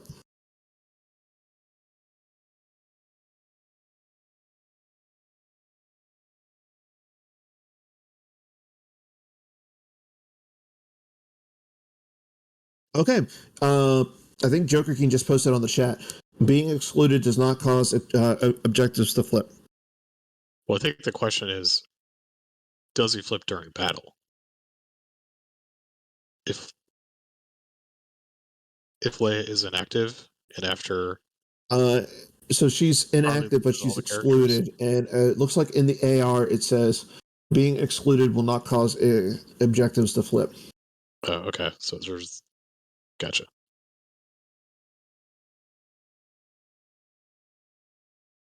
And Tim Simon is also confirming with Hayes. So.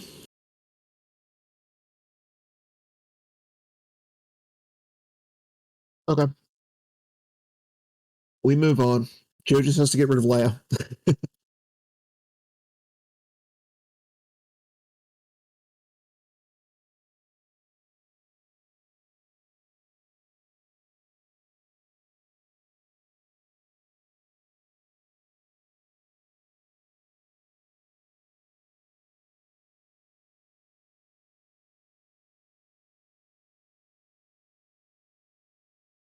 Okay, we'll see how Charlie follows this up.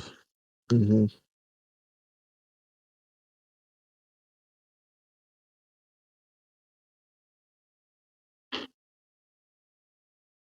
Looks like we got another result. Brad advanced over Kessling. Wow, that's a comeback. So 2 new allies down. So Kessling won with map against QMC. Brad came back and won with his set your course. Wow. Yeah, so your course against old allies.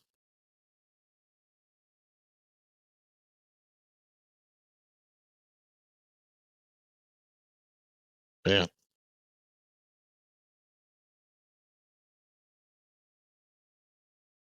So all our hopes depend on Brian Fred and Charlie here. Yeah. It's not looking great for Charlie.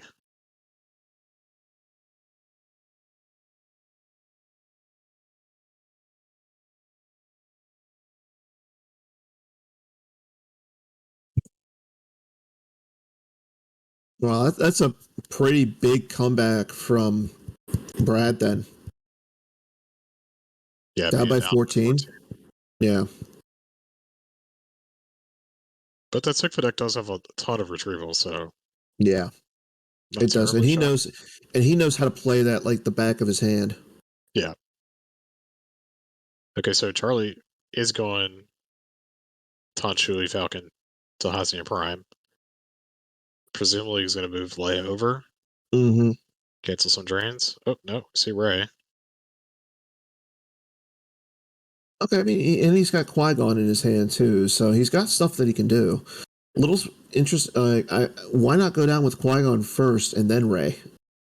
And he's got so much in his hand. Yeah, he may already know what he wants to get out of his use pile, so Okay, waiting might not have mattered. that's fair. I'm going to guess it was It Qui-Gon was the Saber saber. that he knew was there, And Charlie's not giving up. but he won't have a force to shoot Leia's gun, No. looks like. Oh, there's meditation. Okay.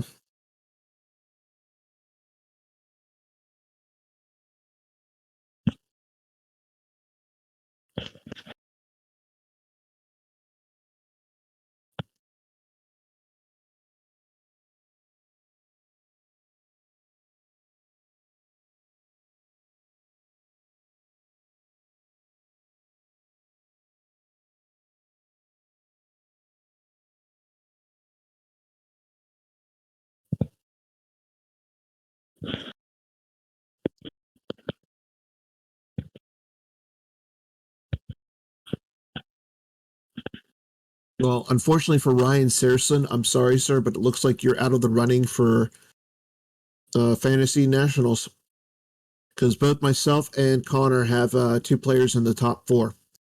I'll be right back, Dan. Okay. Doc's freaking out about something.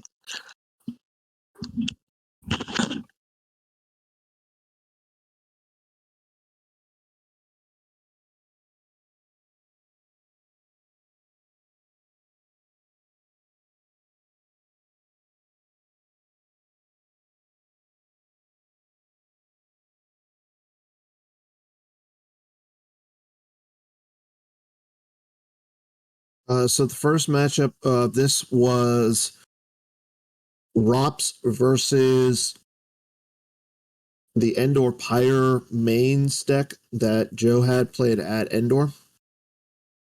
General Grievous comes back. It's going to allow him to steal Luke's saber.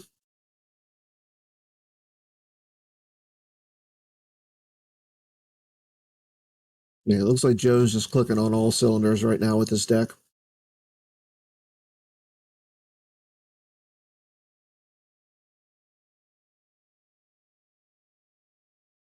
I believe he did. Joe forgot to drain.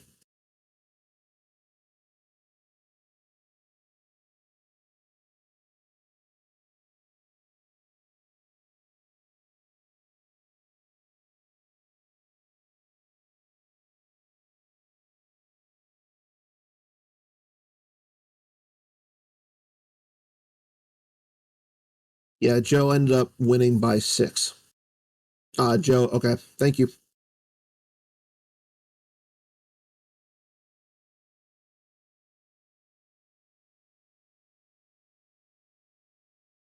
And we got an Aura Sing with Blaster Rifle there, so that's pretty good against that Qui-Gon. So we do have it's Leia with Ray and Qui-Gon with Saber.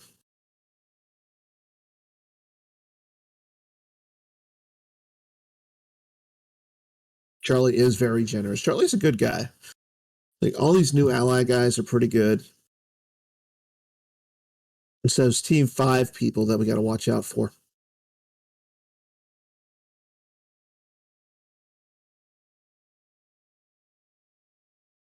Joe just moves over in front of the Honchu and the Falcon, blocking that drain. So looks like Joe should be able to drain up in space for the rest of the game. As I'm assuming Charlie's just going to run away. I don't think he could fight into the finalizer with the Honchu and the Falcon.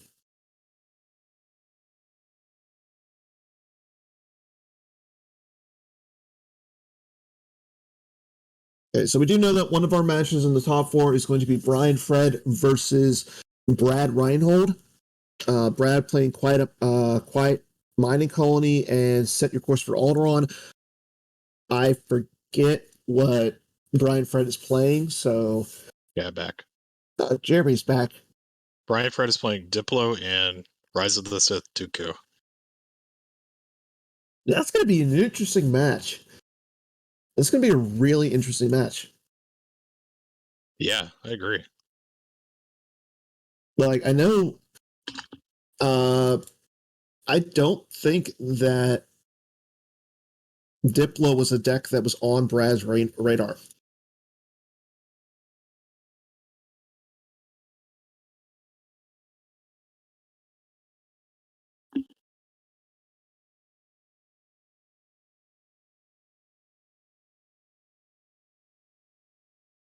Yeah, I think he's gonna really struggle with the QMC Rise of the Sith match or game. Because I think that's really good for Rise of the Sith. A really good matchup. Because they can ignore all of the drain modifiers from QMC. So they basically drain a 2 at all their sides. Okay, so we're seeing a sorry about the mess combo here. So Charlie able to stack the site back up. Yeah. Yeah, but Joe put down Grievous with Luke's Saber. He's got Arsing, Kylo. Like, he's got a nice little force over there. Phasma's still there with one of the troopers, so.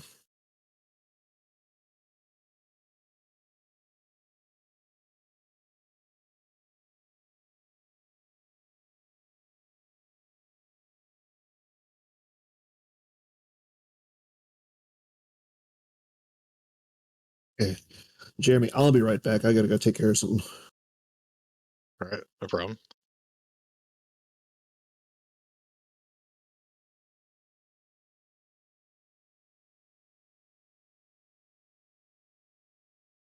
Yeah, JNap, I think you crushed me with your Rise of the Sith versus my QMC.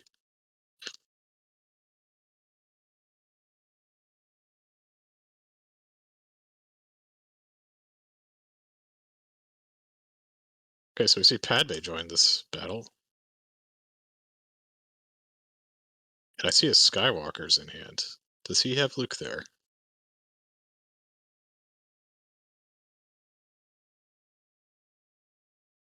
Oh, no, Padme going to space.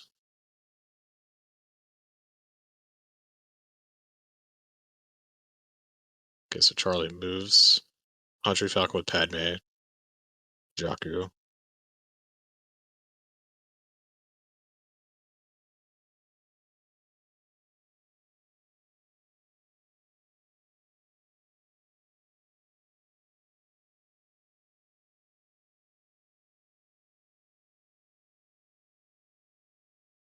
Yeah, and I don't think that... I'm not sure if Brad is running the Black Sun Fleet Maul Synth Charter package. I don't think so. So he's going to have a hard time getting around Menace Fades.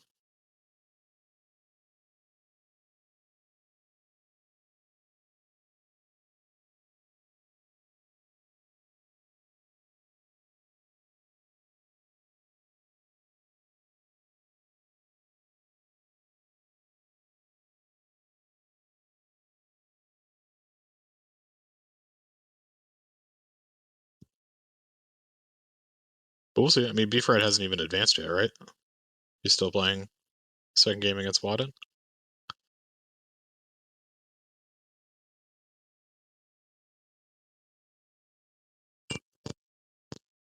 So Blade gets killed by Sniper Dark Strike.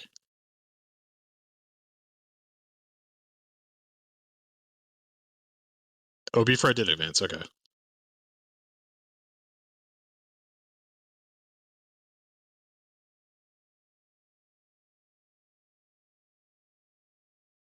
Sorry if you're my dog. He's freaking out right now. I'm not sure why. Okay,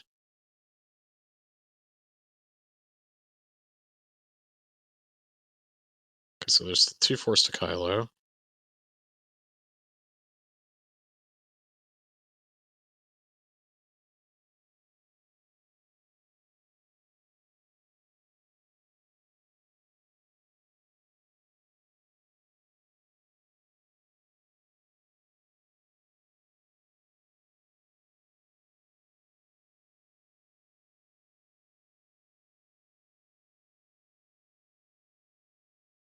Looks like Charlie still does get. He gets to keep Qui-Gon and Rey there.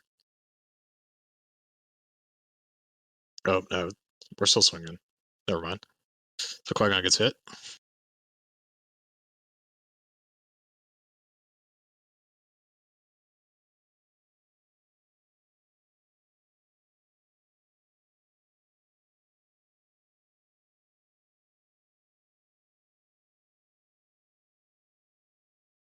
Okay, so it draws a 4 into 5.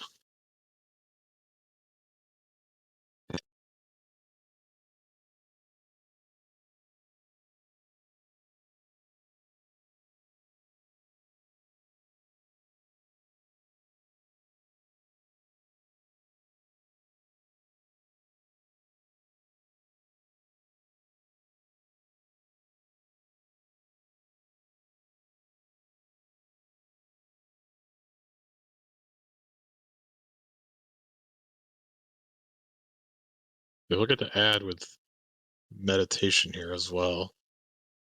Out of Destiny.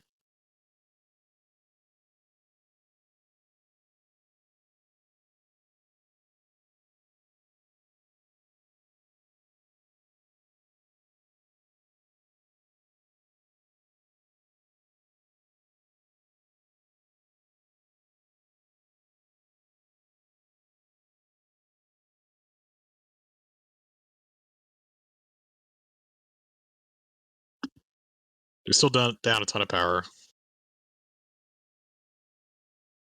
This is 2 to Kylo. Yep. So all his characters. Joe gets to flip. Gets to retrieve a trooper with Phasma. Yeah, so that was pretty bad for Charlie there.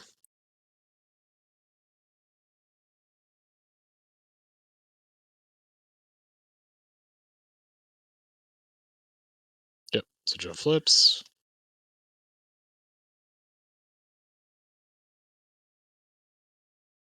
Yeah, I think we're seeing a concession fairly soon. I'm not sure what Charlie could do on his turn to really get back in this game.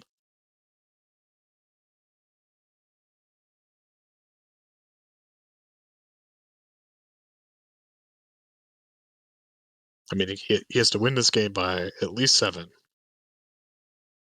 And it didn't even seem like he activated that much force. Okay, he might have like 10, 12 force there. So he has to win this game with at least 7 force to spare. Okay, so he plays Unitau to get back Rey so he can flip map.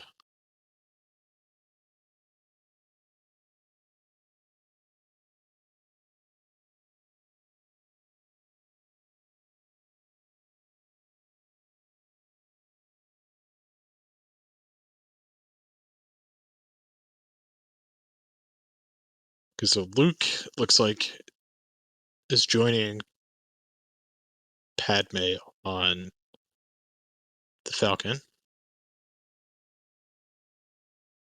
So Luke joining his mother just in time for Mother's Day.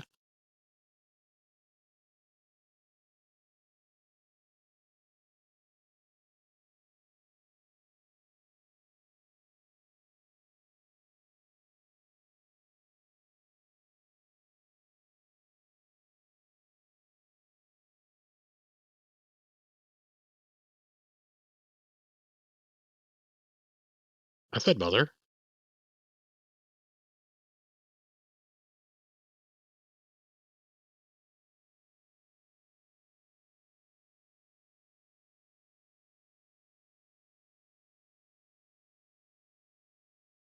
Then he puts the Falcon in front of Joe's ship to block the drain.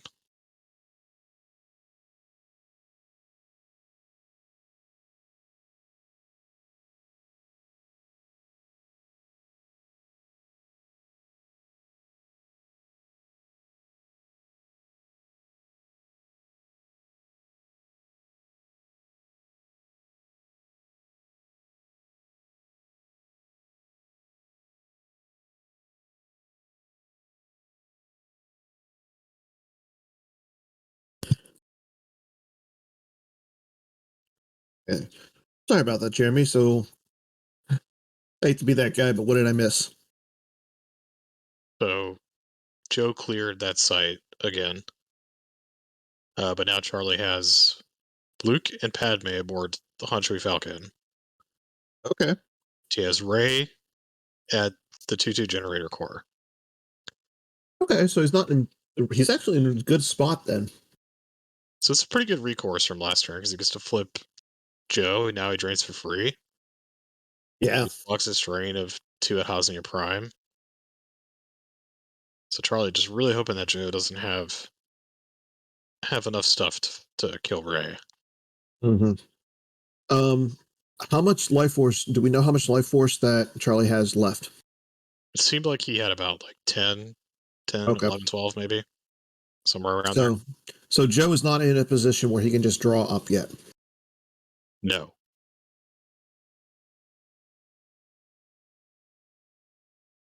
We are not to that point of the game.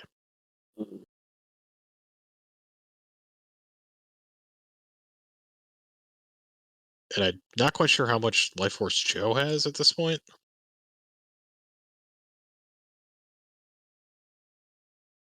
Seems about the same, I would guess.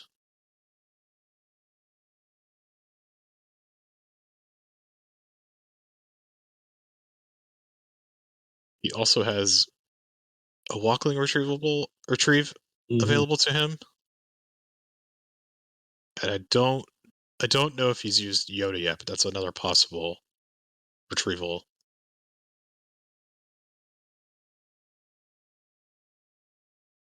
And Brian Fred advanced, by the way. Over. Over Matt Wadden. Yes. Yeah. Okay, so Joe is playing Arasing to the Jedi Council chamber. Was that an Ellis for the drain? Is that what that was? I think so. Yeah. Or that's rough. Yeah, that would be one way that Joe could have got rid of that Rey. Put down Thrawn though. With Padme and Luke up there, that's not really a. I mean, he's got some he's got definitely some characters up there. Uh, Interesting of note. For the Father's Day event that was recently finished up, James Thorne was the winner of one of the signed "Like My Father Before Me" cards from Chris Kelly. He posted that on Facebook, and it's kind of nice. Like Chris Kelly wrote, "I'm a Jedi!" exclamation point and signed it. So he also won the Japanese alt art image of Mara Jade. So congrats to James Thorne. That's a really nice. That's a really nice surprise support right there. Yeah, that's awesome.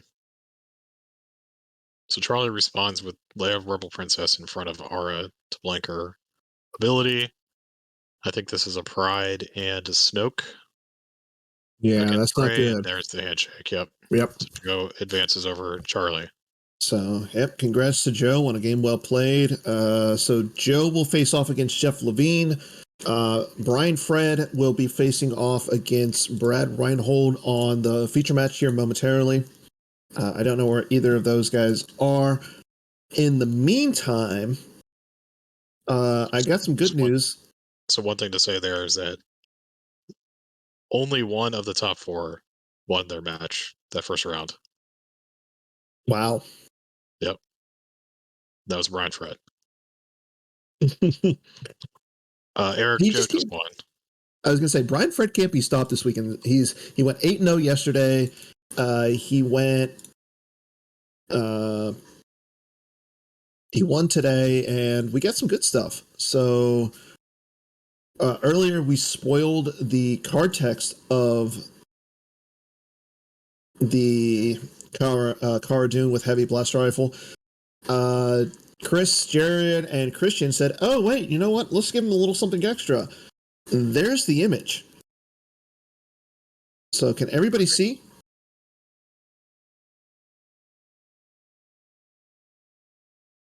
Or you should be able to see it. Yeah, I've seen it on the stream. Okay. And not only do we have the card Dune, We have another one as well. Sorry, I'm trying to load these as I talk. It's just a little rough being that we're remoting in. We have the Grievous's Gambit. And as always, everything is subject to change, legal rights, restrictions, and everything. But no, that's not bagpipe. It's a 50 cal.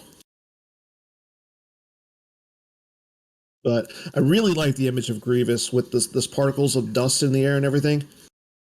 And the sunlight just on his face. That looks really good. The car dude looks really good. I don't know if it's a cosplayer or what, but Christian has done an incredible job finding all this. And I like that Alderaanian and Scottish.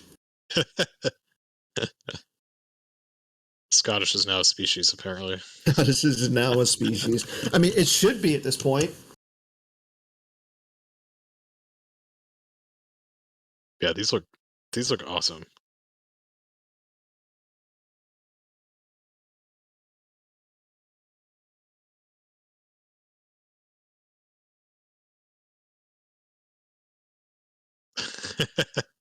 So Mike just messaged me and he fully blames me for his loss to Brad.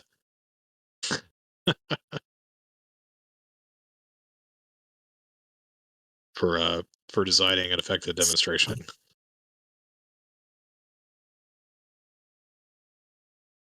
But yeah, so we're gonna have Brian Fred. So how do you think of this matchup between B Fred and Brad? On paper, I think it's really bad for Brad on both sides. Yeah, I agree. But he's surprised me with the Sigfa deck, so I don't know. I do agree. It's definitely powerful. It's got a lot of he's played it a lot. He's got a lot of experience with it. But I think Diplo is one of the decks that they can just go wide. They have retrieval, so they can match the retrieval of Sigfa. They have Bale to protect Tantive. They can attack you in space. They could just move Tantive to the Death Star. So, I mean, we'll see. And then on the other side, we have Rise of Sith Dooku versus QMC, and I think that's also a really hard matchup for Brad. Due to the fact that Rise of Sith just says wherever you have a Dark Jedi, they can't modify your drains, and that's what QMC is all about. They play all those drain -1 sites that Rise of Sith doesn't even care about. Yeah. I don't know, you can't modify them, but you can still cancel them, correct? Actually, I'm not sure. Let me double check. So, little funny thing. This is the same top 4 from the Endor Grand Prix that we had for Nationals. Exact same top 4. Yeah. Yeah, it's just flipped though. Jeff played Brian Fred in the top 4 at Endor, and Joe played Brad Reinhold. So this is going to be fun. I agree. Yeah, so when you get to this, it says you can't cancel or reduce force drains. Oh no! So yeah, that's really annoying for QMC to deal with. Yeah, but I mean, okay, I don't know which variant of QMC Brad is playing. If it's the Bat Mouse variant, it's gonna be crazy. Yeah, we're gonna have Brad's also bringing up a good point. We're gonna have to be on our toes. Yeah, we are. Brad. Ooh, here we go. I think we just had to do spoiler drop. We did. The Thunderflare V. It's going to work with John Anderson's Captain Kirgy. Capital Starship, Imperial Class, Power 9, Armor 6, Hyperspeed 2. Hyperspeed 2. Deploy 7, forfeit 7. May add 6 pilots, 8 passengers, 4 ties, while Kirgy aboard, Power, Armor, and Hyperspeed +2. Okay. While Death Star 2 on table, Thunderflare moves for free. Permanent pilot builds provides ability of 2.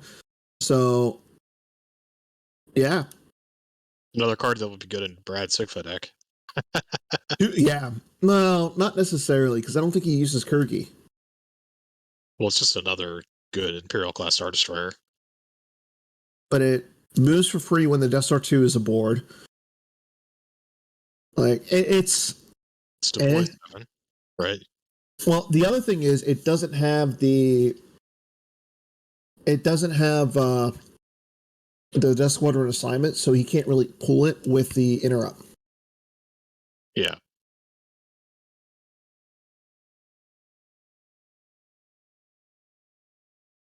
Still, this is a sweet card. It seems like TTO would want to play this card.